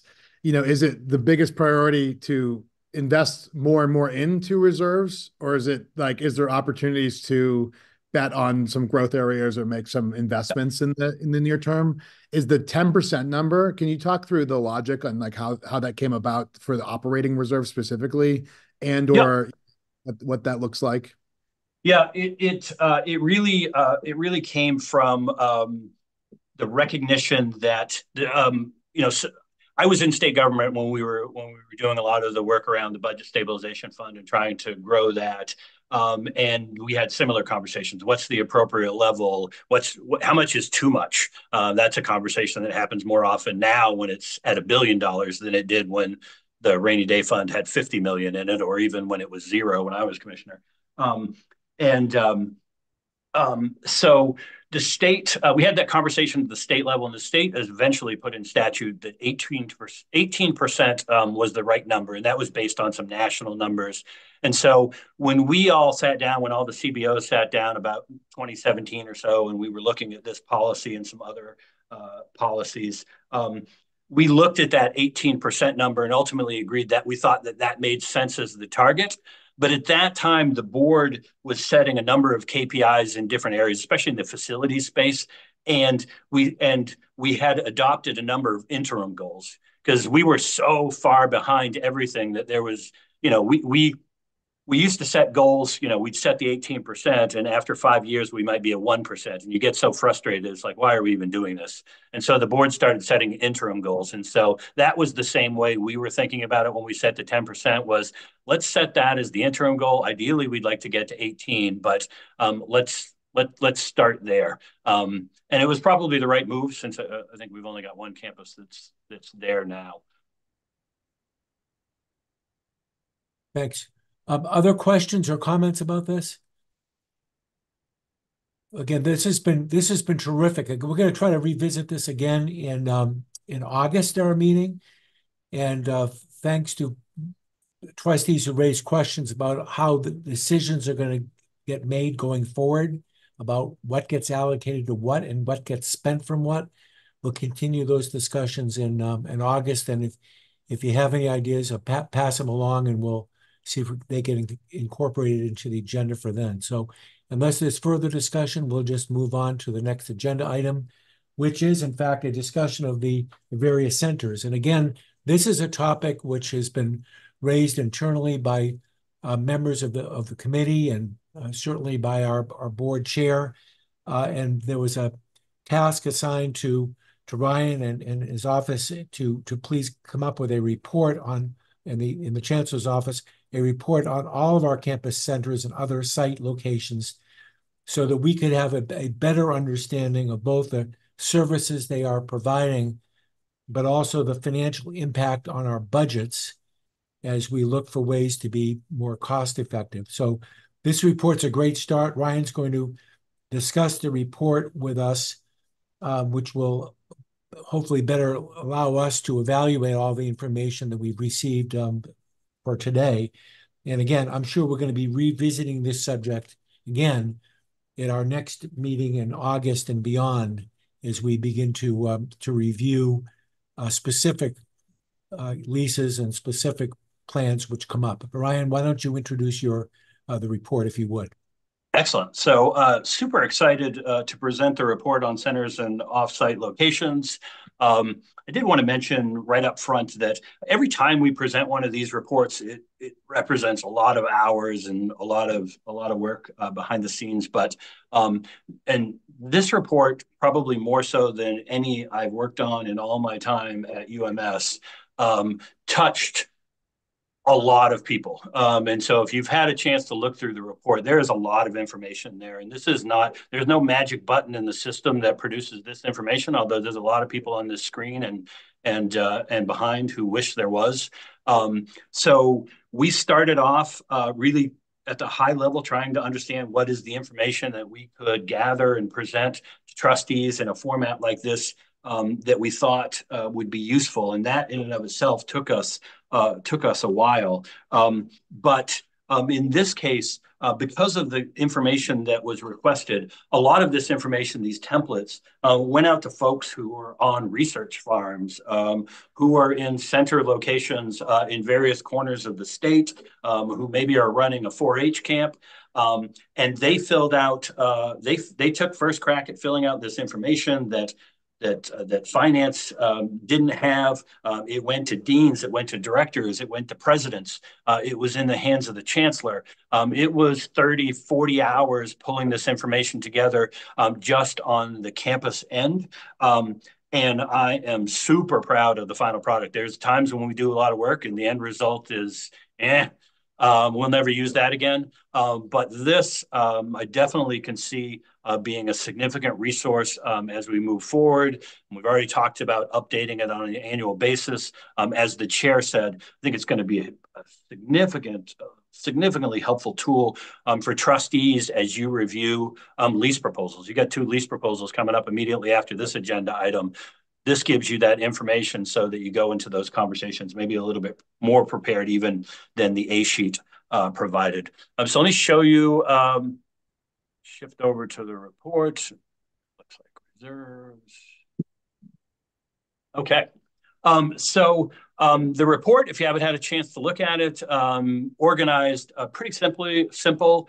Huge thanks to Sharon Buchanan in my office, who does all of our work and does such an exceptional job. But you'll see right up front, there's a listing of the offsite locations by campus, as well as by category. In the case of UMaine and UMA, you see exactly where these are. Again, we tried to set up the book so it was fairly intuitive, so it would be easy to work your way around and find what you were looking for. I don't have every page in this version. I wanted to highlight, 15 or so pages, so you might not be able to follow me along. But here is, we thought this was important. So for each one of the sections, we present a simple visual map that shows you where all of the locations are. In this case, we're focused in on the University of Maine. So when you talk about statewide mission, there it is in the best graphic that you could show. You can see, again, broken out by farms, extension offices, 4-H, Marine, and then other categories. Each of these then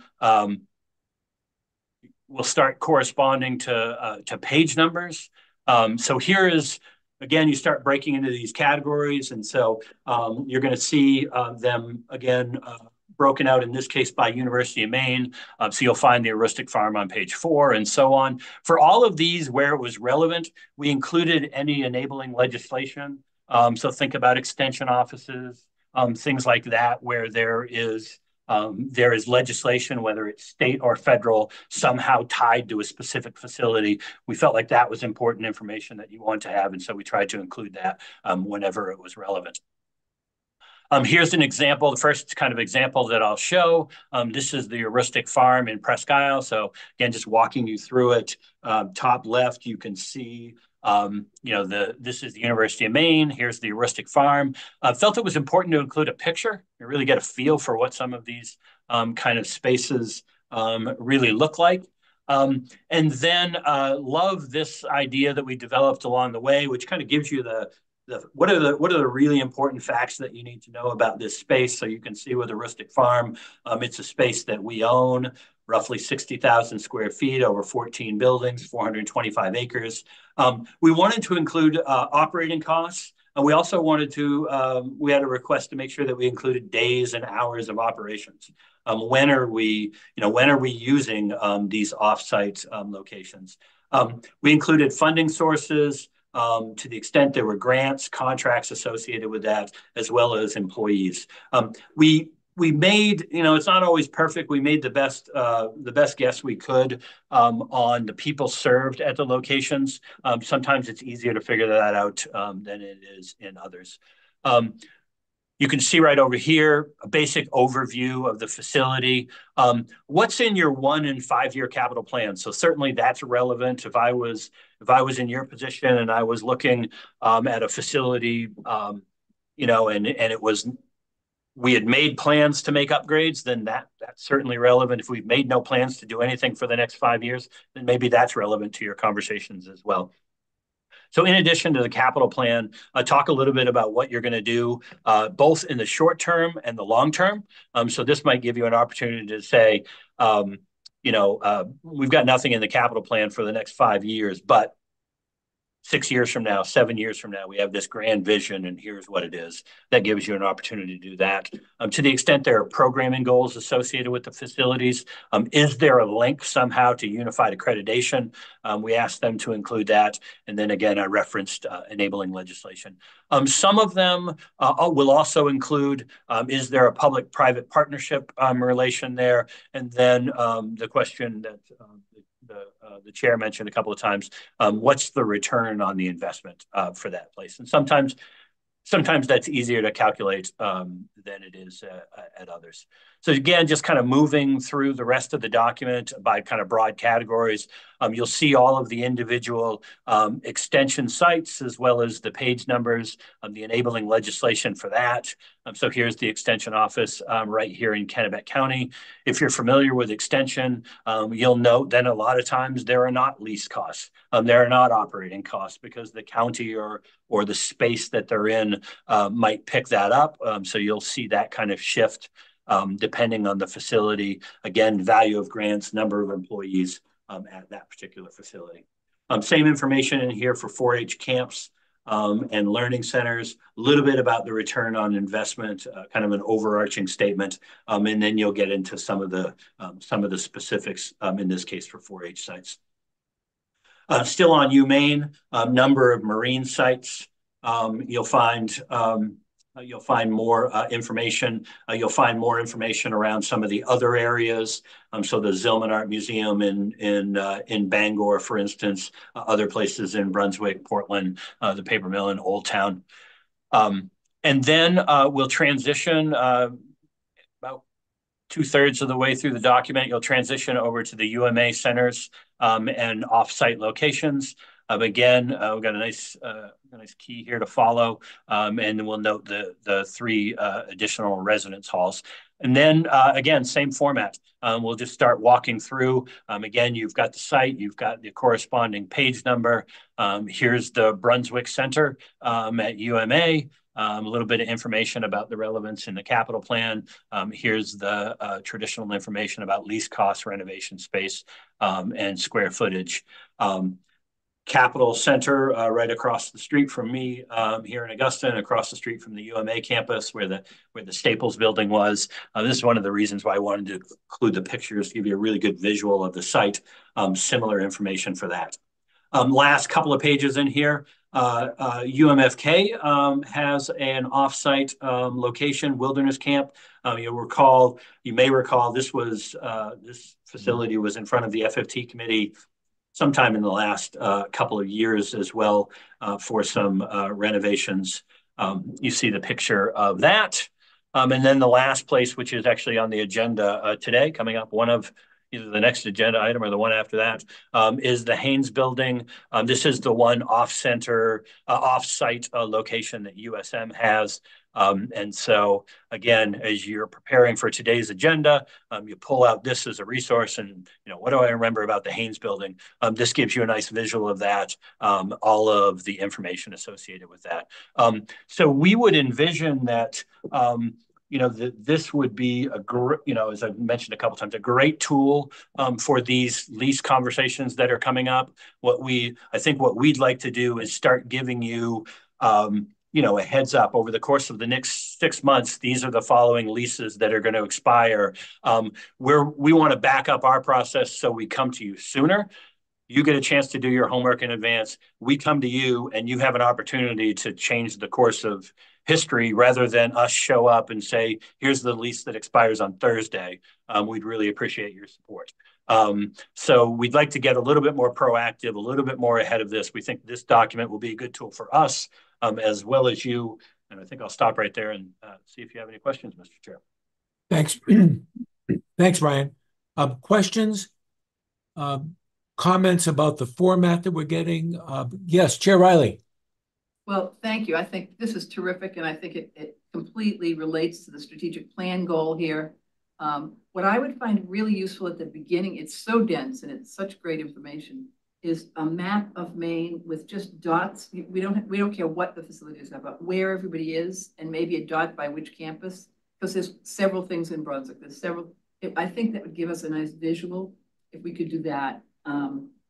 I think the challenge for the FFT committee as we review leases will be that issue of ROI. I don't think there was a consistent response on ROI, and I think there's more to discuss, and I realize today is not the day, but about how we measure that and what the metric for that will be. I think it's challenging, but it's a wonderful, wonderful resource. We can do that map for sure. Great, thanks. Thanks. Trustee Alexander. Not being a member of the committee, so I just ask Roger and committee members that it would be really important to develop a mechanism by which you use this data to trigger the kind of priorities and budget priorities and strategic plan implementation to what should be done with these facilities. And it's very difficult for the individual institutions to come forward and say, we can live without this, or we need to roll back, we need to sell this facility, blah, blah, blah.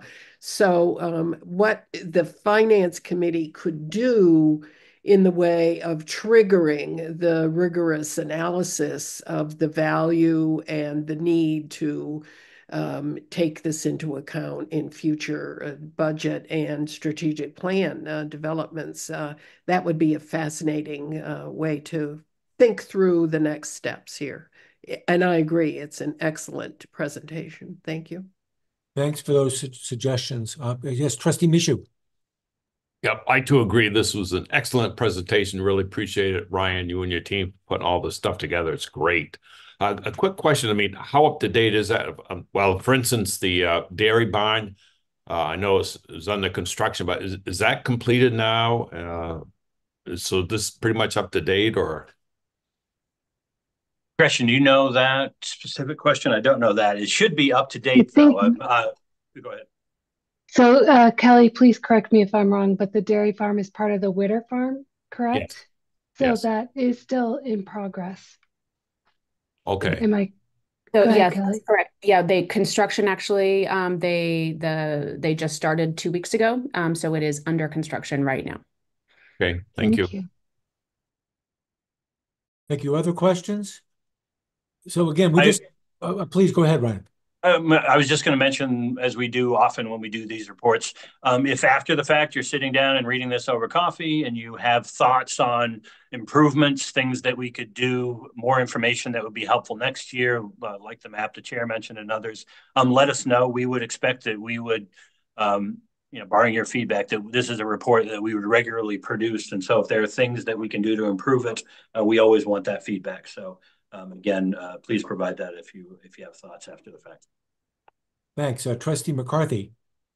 Yeah, thanks, Roger. And I appreciate all the work on this. It's well done, really informative.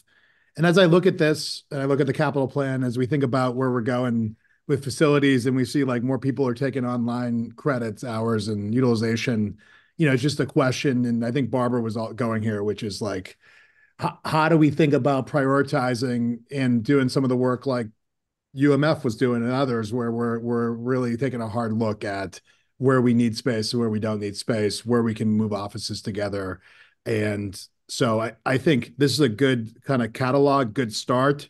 And from a trustees, like, how do we think about our policies that we set that enables the team to have good guidance to go forth and execute? And so I don't have an answer, but that's the question I think that this elicits from me.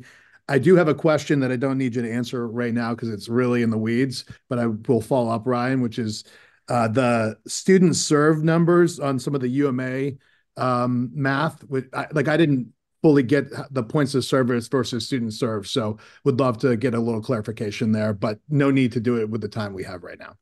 Yeah, we can absolutely come back to that. Yeah. So, yes, Gretchen. Thank you. I just wanted to circle back to Trustee Mishu's question.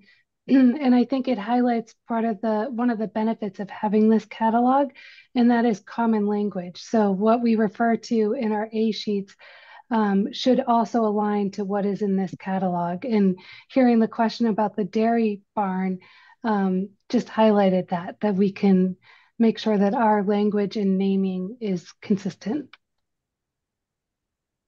Thank you. Other questions? So I think, again, thanks for all the hundreds of hours of work that obviously went into producing this. It's going to be a really helpful document for us. And hopefully the committee can be thinking about how we're going to use this. As Ryan indicated, we're certainly going to use it as leases come up for renewal. But we should all be thinking about how we're going to use it in a more comprehensive way, in a strategic planning kind of way, now that we've got all this wide variety of data in front of us. So thank you to all who helped create this. And we'll again be revisiting this for sure, probably in August, and if not soon thereafter. So having said that, if there's no further comment, we'll move on to our next agenda item. Speaking of some of these off-site facilities, a lease authorization request for the University of Southern Maine for the Haynes Building here in Augusta. President Edmondson? Oh, excuse me, I guess that's Ryan. Ryan, are you presenting that? I was only going to mention the lease report, and then we tweaked around the order, so I think we're ready to throw it right to the president. Okay. President Edmondson, good morning. Good morning, Trustee Cates. It's good to see you. The lease agreement for the Haynes Building is, the Haynes Building space, as you see in the report that Ryan shared, is being used by the Cutler Institute for various research that is mostly sponsored by the state of Maine. And so the staff who are there feel a need to have proximity to the State House and to elected officials and others. And so we're looking to renew the lease for a year as we explore other options in that region. Thank you. Questions? Again, this is kind of the first test case in a way, but this is a lease which is expiring very quickly. Am I right? That is correct. It's set to expire soon. Okay, and you're not seeking a lengthy lease, but just a one-year extension? Just a one-year extension as we explore some other options in that region. Okay. Thank you. Other questions for President Edmondson? Seeing none, then let me read the text of the proposed resolution that the Board of Trustees acting through the Finance, Facilities, and Technology Committee authorizes the University of Maine system acting through the University of Southern Maine to extend the lease for the Haynes Building with Augusta East Redevelopment Company, LLC, for 1 year, with all final terms and conditions subject to review and approval by the University of Maine System Treasurer and General Counsel. Is there such a motion? So moved. By Trustee Mishu and seconded by Trustee McMahon. Any discussion on the motion? Seeing none, Beth, could you take the roll call vote, please? Yes. Trustee Cates? Yes. Trustee Mishu? Yes. Trustee McMahon? Yes.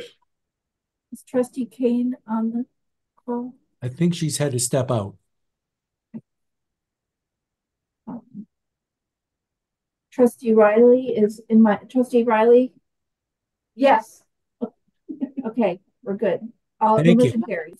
Thank you. Moving on to tab 8, another lease authorization request, UMA Maine Community College System, Southern Maine Community College. Ryan? I think I can just defer to the president on this one. Okay. Thank you, Ryan. Thank you, Chair Cates. This request is to renew our lease for the Brunswick Center. It supports UMA's mission to provide access to students of every age and background for high-quality distance and on-site education and excellent student support. Like our other centers, the Brunswick Center serves as a student support resource for in-person and online students in the region. Our Brunswick staff serve all UMA students, but especially those in aviation and our online students in the region who desire and often because they're from vulnerable populations need in-person guidance. And they also serve our local cohort of nursing students. In addition, our Brunswick Center workforce development relationship with Bath Iron Works is a model for local industry relations in our other locations, and a number of UMA faculty and staff work regularly from that site. It is an example of a good partnership between the University of Maine system and the community college system, since we rent a wing of the ground floor of a residence hall of Southern Maine Community College, and so we are positioned to accept transfer students through that portal. We're seeking a one-year lease extension with two-year options. Because we take our financial stewardship very seriously, we do review our centers annually, so we prefer short-term leases to be able to pivot nimbly as needed. So with that big picture overview, I'm going to turn it over to Eileen Robinson for the specifics. Yes, thank you very much, President Cushman. Like President Cushman just said, we're seeking a one-year extension with the option to renew for two additional two-year periods. This arrangement would total approximately $550,000 over 5 years. And the short-term extensions allow us for continued reviews of efficiencies moving forward. Again, our leadership team strongly believes that the Brunswick Center provides a cost-effective means to deliver education to both traditional and non-traditional students in the Mid-Coast region. As President Cushman highlighted, our center serves a diverse population, including new Mainers, workforce partnerships, nursing cohorts, and aviation-related career fields. During the fall and spring semesters, the center serves an average of 210 students, and in the summer, it accommodates about 110 students. This summer, we're offering 3 on-site classes and 3 adult education transition classes that meet multiple times per week. These in-person offerings are crucial for our students.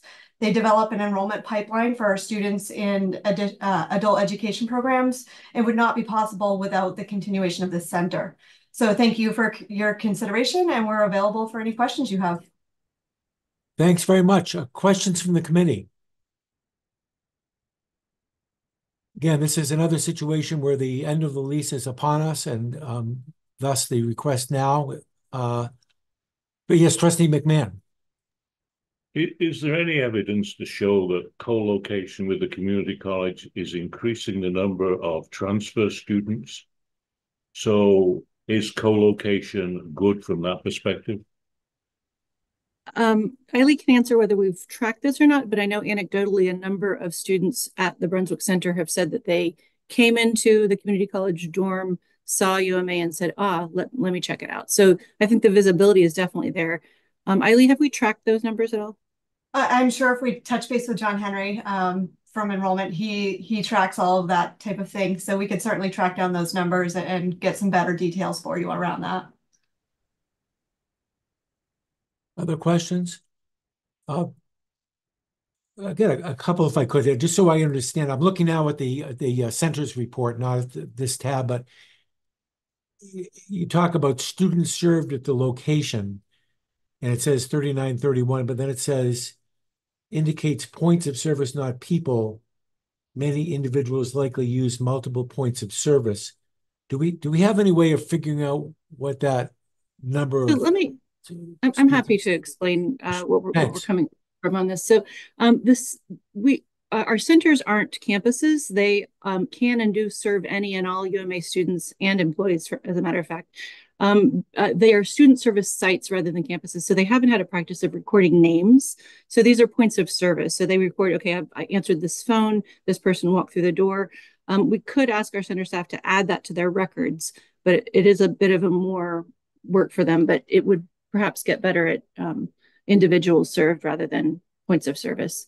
I do want to make the point that our students who come to the centers are often place-bound and they don't have a lot of resources, and so they do need multiple points of service. And so we see those as the primary function of the center.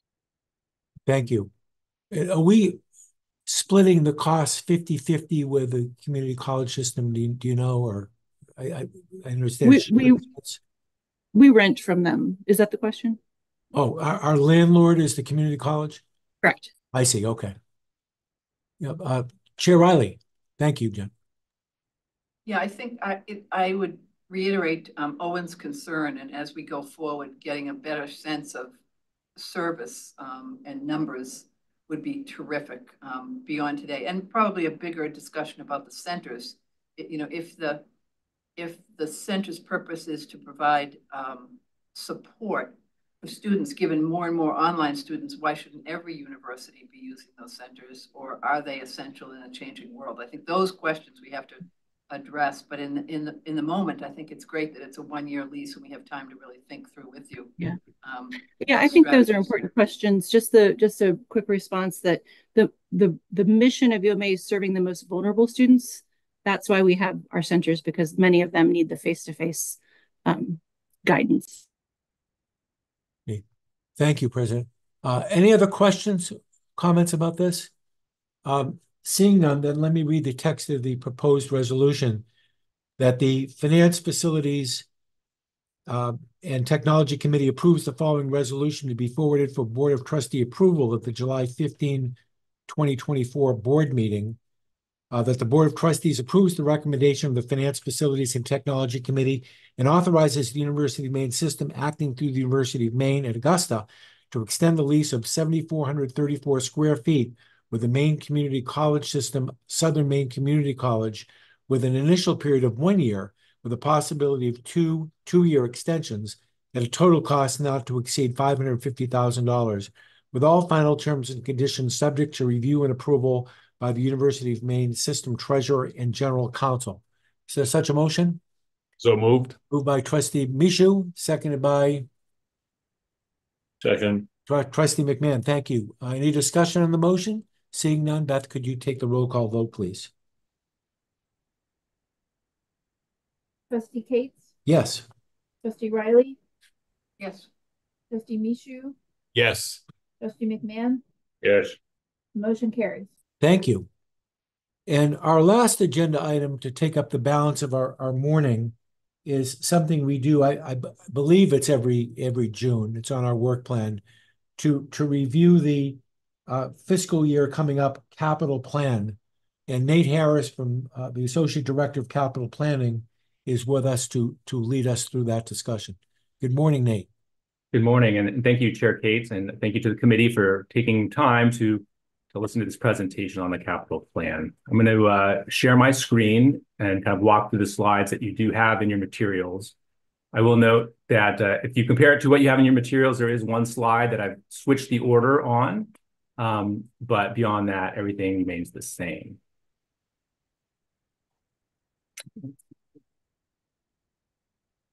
All right, so you should all see that first slide. In addition, in your materials, you also have a report that provides information both from a system and a university level, and we'll talk about that a little bit further as we go on why we do that. I do want to recognize all the hard work that went into developing this capital plan at the universities, especially in the CBO's office and facility director's office. Over the past year, a lot of work has gone in, a lot of conversations to put together the plan that is in front of you today. I also want to highlight that, as I think I've said every year, the capital plan is a snapshot in time, and it is our hope of this is what we're going to execute. We realize that things change, and we do work to track those changes. And as the universities come and brief the individual plans throughout the fiscal year, those are areas that they can highlight on why things have changed throughout the capital plan. At the same time, many of the projects that you'll see as you dig through the capital plan have taken many years to develop. And so while they fall within this fiscal year, and we will talk about the context that this plan was built in, many of these were started several years ago. And so things were maybe a little bit different when those plans first came into place. So as I mentioned, we will talk about the context. We will look at the capital plan and analyze it in a couple different ways. And then finally, I'll talk about some new initiatives that we have on the horizon that I think will continue to improve the way we do our planning.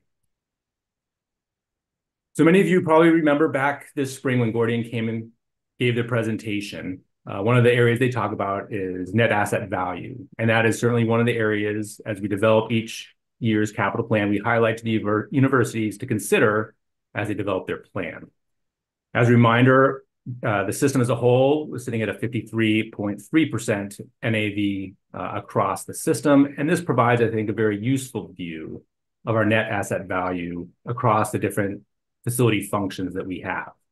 So you'll see the top bar for each area represents the net asset value, and then the second bar represents the total gross square footage compared to our total. And so as you look at that, you can see that certainly there are some areas that are better than others, but I do want to highlight that even our best facilities fall within that systemic renovation stage. And so all facilities certainly need focus and some help as we look forward to how we're doing our work.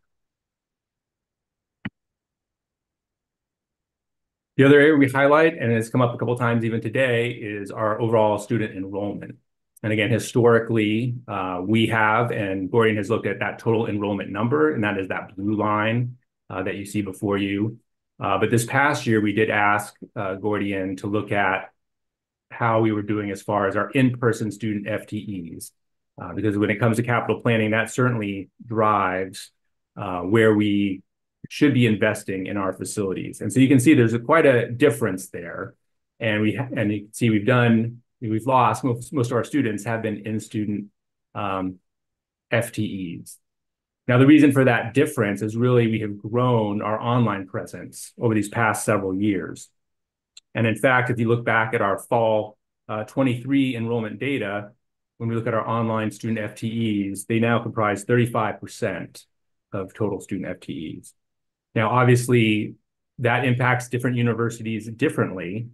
And so we have some universities, well, say UMA and UMPI, for example, where more than 70% of their students are online FTEs. And we have others, like the University of Maine or the University of Maine at Farmington, where less than 25% of their students are online. And so it's really important as we look at these aggregate numbers to understand that they impact, each university differently. But obviously, as they go through and consider what space they need, this is an important factor to consider. And it is certainly reasonable to believe that this trend is going to continue, both given the fact of our ongoing demographic challenges that we see now and into the future, but also in the changes in the way that we continue to provide education. I mean, our strategic plan directs that we double the number of our online programs.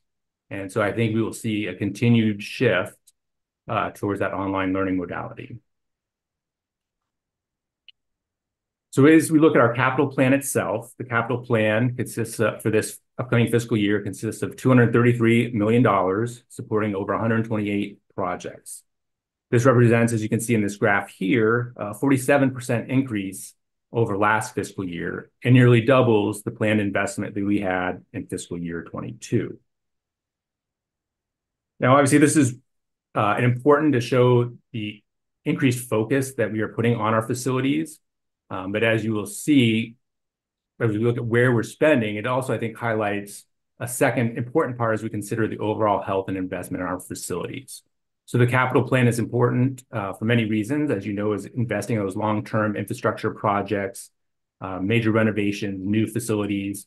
But the other key piece to this is the budgeting for our university facilities staff and their manning. And if those do not keep up with our investments in capital, we're going to have continued issues with deferred maintenance and backlog.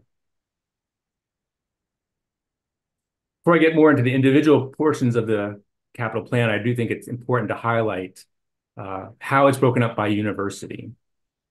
And the reason I want to bring this up is, as you can see there from the University of Maine, they make up 78% of the planned expenditures for this upcoming fiscal year. This is typical. They typically take up the majority. This is more than we've seen in the past, largely driven by a 59% increase over last fiscal year for their planned expenditures. But again, as we look at what types of projects are being executed, as we look at what types of facilities these projects are taking place in, the investment by University of Maine is going to drive all of those metrics. And so I just want to highlight that as we move forward. I also just want to highlight, as has been typical between the University of Maine and University of Southern Maine, they have historically made up around 90% of the total investment planned. And again, this year, between the two, we're looking at 89%. So that holds true with the patterns that we've seen. We look at the capital plan by project category. First, just want to highlight, it usually comes up every year, but I do want to highlight a couple of differences in these categories. Usually renovation and space renewal can be a question. And so renovation is your big projects where you're going in behind the walls and working on structural issues, you're replacing plumbing, electrical and other work kind of inside those walls and making the facility newer, if you will, in a lot of sense. Space renewal, on the other hand, is more cosmetic in nature. It's your paint, it's your carpet, and maybe to replace some lighting. And it's very important, I think, that those types of space renewal projects are important in as far as how you feel within the space, but it doesn't really do anything to make that space newer. So see right here a comparison between fiscal year 24 and 25, and you'll see a big jump in new construction expenses and in renovation projects we have taking place. And I will just highlight, and we'll talk a little bit more about some of these, but that new construction jump is largely driven by projects by the GEM project, the University of Maine, and the Center for the Arts at USM. So when we look at the types of facilities that we're going to be conducting these type of projects in, you can see right here, the leading edge, if you will, is research, followed by athletic, and then finally academic projects. Now, again, a lot of that is driven by the work that's being done at University of Maine, and it certainly falls within line as what you think of at other flagship D1, R1 institutions. And at the same time, it's being driven by the types of funding that we have right now.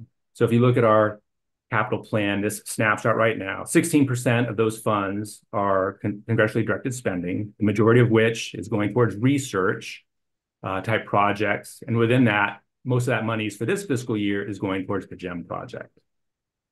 In addition, we have the Harold Althon Foundation grant that makes up 23% of all funding for this year. And that is going largely close to 86% towards our athletic programs. Finally, we have revenue bonds that make another 23% of the overall funds that are going into the project. About 1/3 of that is going towards the CFA, and the remainder is going towards the University of Maine energy projects, and which fall under the support line there. Now, I do want to highlight right now, as you look at this, there's an initial for this year small investment in residence hall, but that does not mean residence halls aren't being considered and being worked on. So if we look back at our fiscal year 24, we had residence hall work taking place at University of Maine Farmington and at Presque Isle. And this fiscal year, we have work planned by Fort Kent. Farmington continues to do some work. There's some initial work being done at the University of Southern Maine and at the University of Maine. Now, part of that at the University of Maine is they're undergoing a large study to look at the residence halls holistically to understand what the need is, the condition of those facilities, so they can come up with a long-term investment plan. So I predict as we move forward and look at further out years, we'll see continued growth in our expenditures planned for residence halls.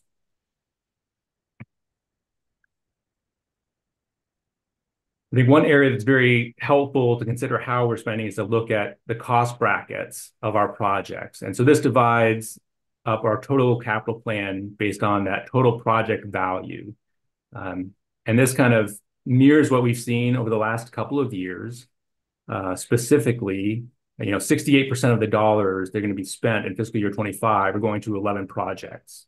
So that's only 9% of those total projects. But these are big dollar projects over $10 million.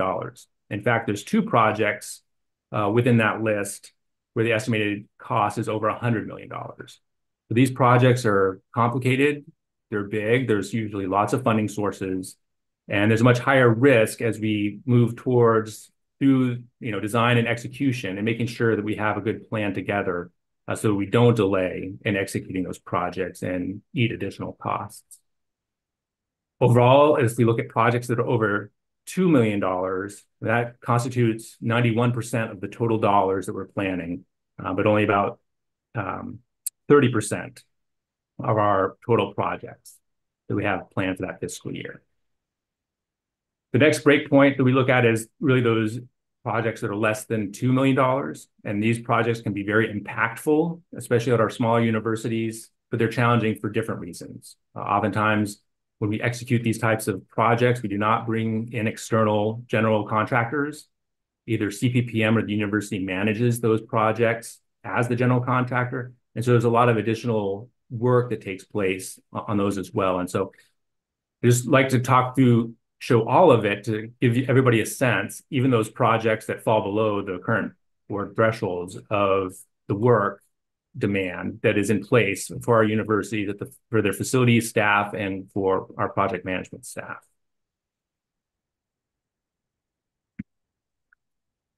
We always like to look at our Gordian targets and where we fit within those Gordian targets based on our projection.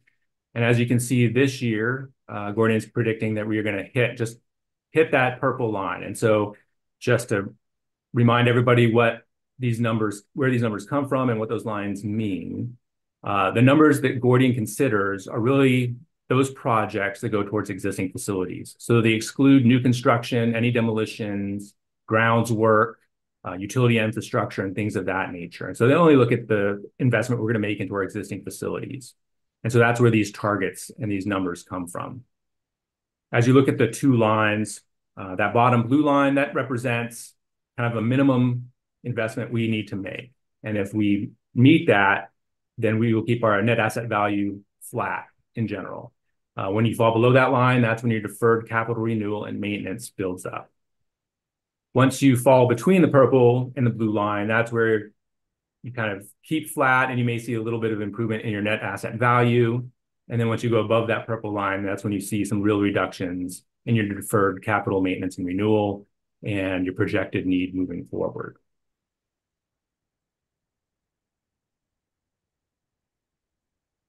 So what are some of the initiatives that we have at looking at over this coming year to improve the process? Well, the first thing we're looking at is the net asset value and what does that mean? And so what often is missed when we talk about net asset value, we oftentimes think about it as a proxy for the facility condition, but that's really not the case. So when we look at net asset value, there's really three values that go into that. Gordian looks at what they project to be the current need of the facility. So that's your deferred capital renewal and maintenance. They look at the capital renewal need, projecting over the next 10 years, the money you ought to be putting into that facility to replace systems that are coming to the end of their life cycles. And then there's a modernization cost as well, which again projects 10 years forward and looks at how you need to upgrade to modernize that space, not just keep it the same and replace a like HVAC with a like HVAC, for example. And so this has come to light as we looked at some of our projects and we put a lot of money into facilities and we haven't seen a real change in the net asset value. And part of that is due to the fact that two of these buckets that go into that calculation are 10 years forward looking. And so we're having some conversations with Gordian to better understand the calculation and determine if there's a better way we can use the net asset value, both to understand the need today within a facility, while at the same time projecting forward to what we ought to be budgeting to spend over the next 10 years. And that really gets to that next line item. While the net asset value is helpful, it really comes down to the actual facility conditions of those buildings to determine where we need to be investing. And so the facility condition assessments, actually you go into the building, you look at the different systems and their condition, and you come up with a value. And I wanted to highlight this because I think I mentioned University of Maine as part of their residence hall study is looking at a facility condition assessment for the residence halls. Also within this capital plan, the University of Southern Maine has set aside some funds to look at doing a facility condition assessment for some of their facilities as well. So getting that additional level of detail and granularity that will help investment decisions moving forward. I think partner to the facility condition assessment is the space management utilization. So beyond the condition of the facility, how well are you using the building? Is it being used? Is it not? and using that to also drive decisions on where to invest. And so that really comes into two parts. First, policy. And so under Gretchen's leadership, we're working to develop a space management policy that will standardize the way the universities think about space and manage their space. And not only drive things like committees that will look at that at each university, but have a common understanding of usage, developing metrics to measure the usage of those buildings and how we best report that and use that in our decision making. The next piece beyond just the policy, of course, is the actual data.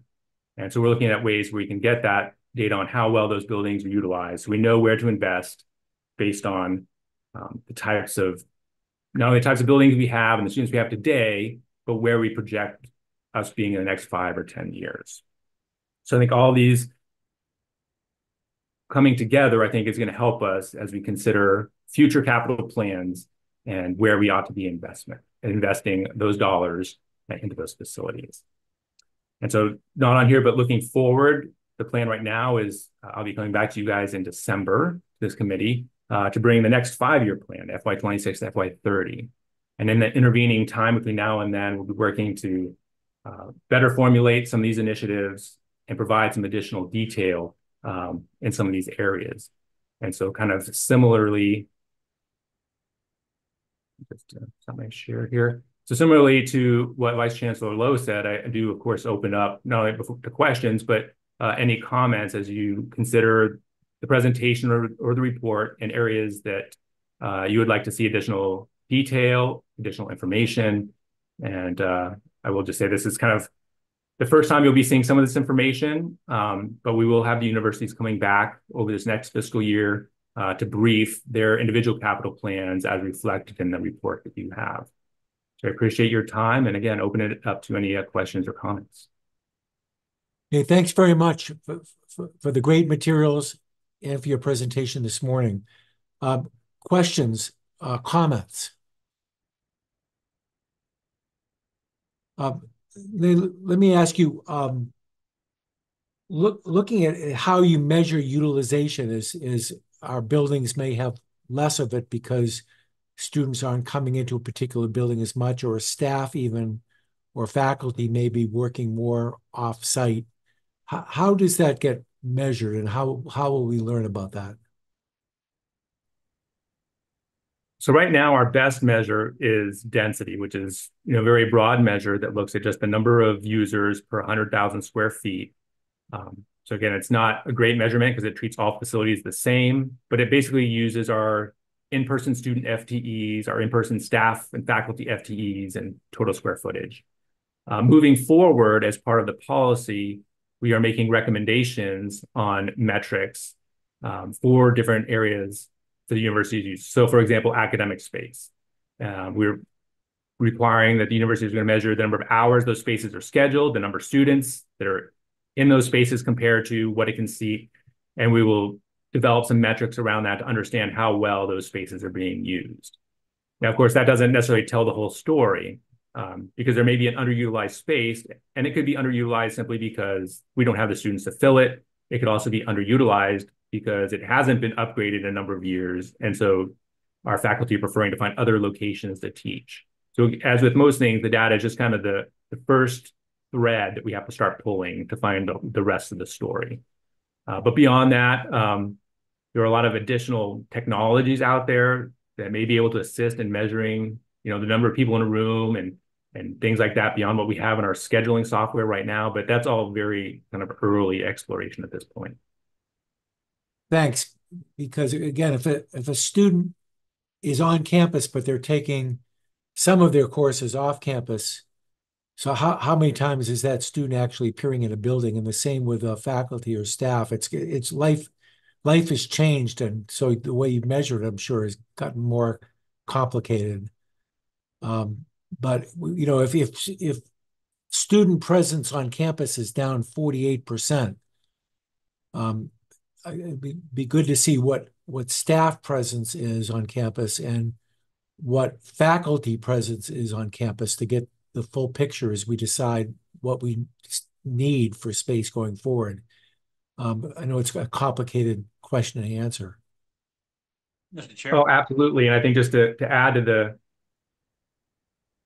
complication of the consideration, we have students that are potentially 100% online, but they may still, or they take majority of their classes online, but they may still live in the residence hall. They may still utilize fitness centers and other things. So I think, again, that initial data is just the first piece of the thread we need to pull as universities understand how are the facilities being used. Do we need to convert facilities from maybe a traditional classroom to some other type of space to meet the need of those students? Thanks. I'm sorry, somebody had a comment. I was just going to mention, Mr. Chair, that Yes, just a reminder that there are the other components of the strategic plan that really surrounded the off-center site location report in the document are really get at a lot of the questions that you've asked and Owen asked and others asked about utilization of existing space.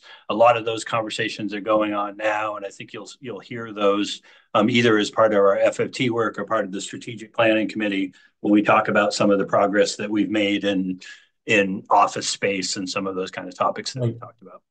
Okay, thanks. Thanks very much. Other questions or comments?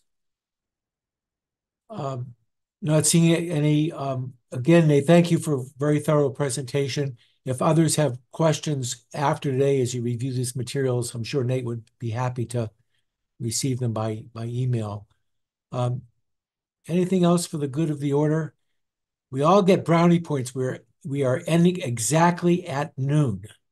So thank you all for your attendance and your conciseness, and again to all the presidents and vice chancellors and other staff who've spent your morning with us. And please take the rest of the day off and go enjoy the summer. Thanks very much. We don't need a motion to adjourn, so I'll declare the meeting over. Oh, David McMahon, do you have your hand up? Did you want to? We're just waving goodbye. Just waving goodbye. Goodbye, everybody. Thank you.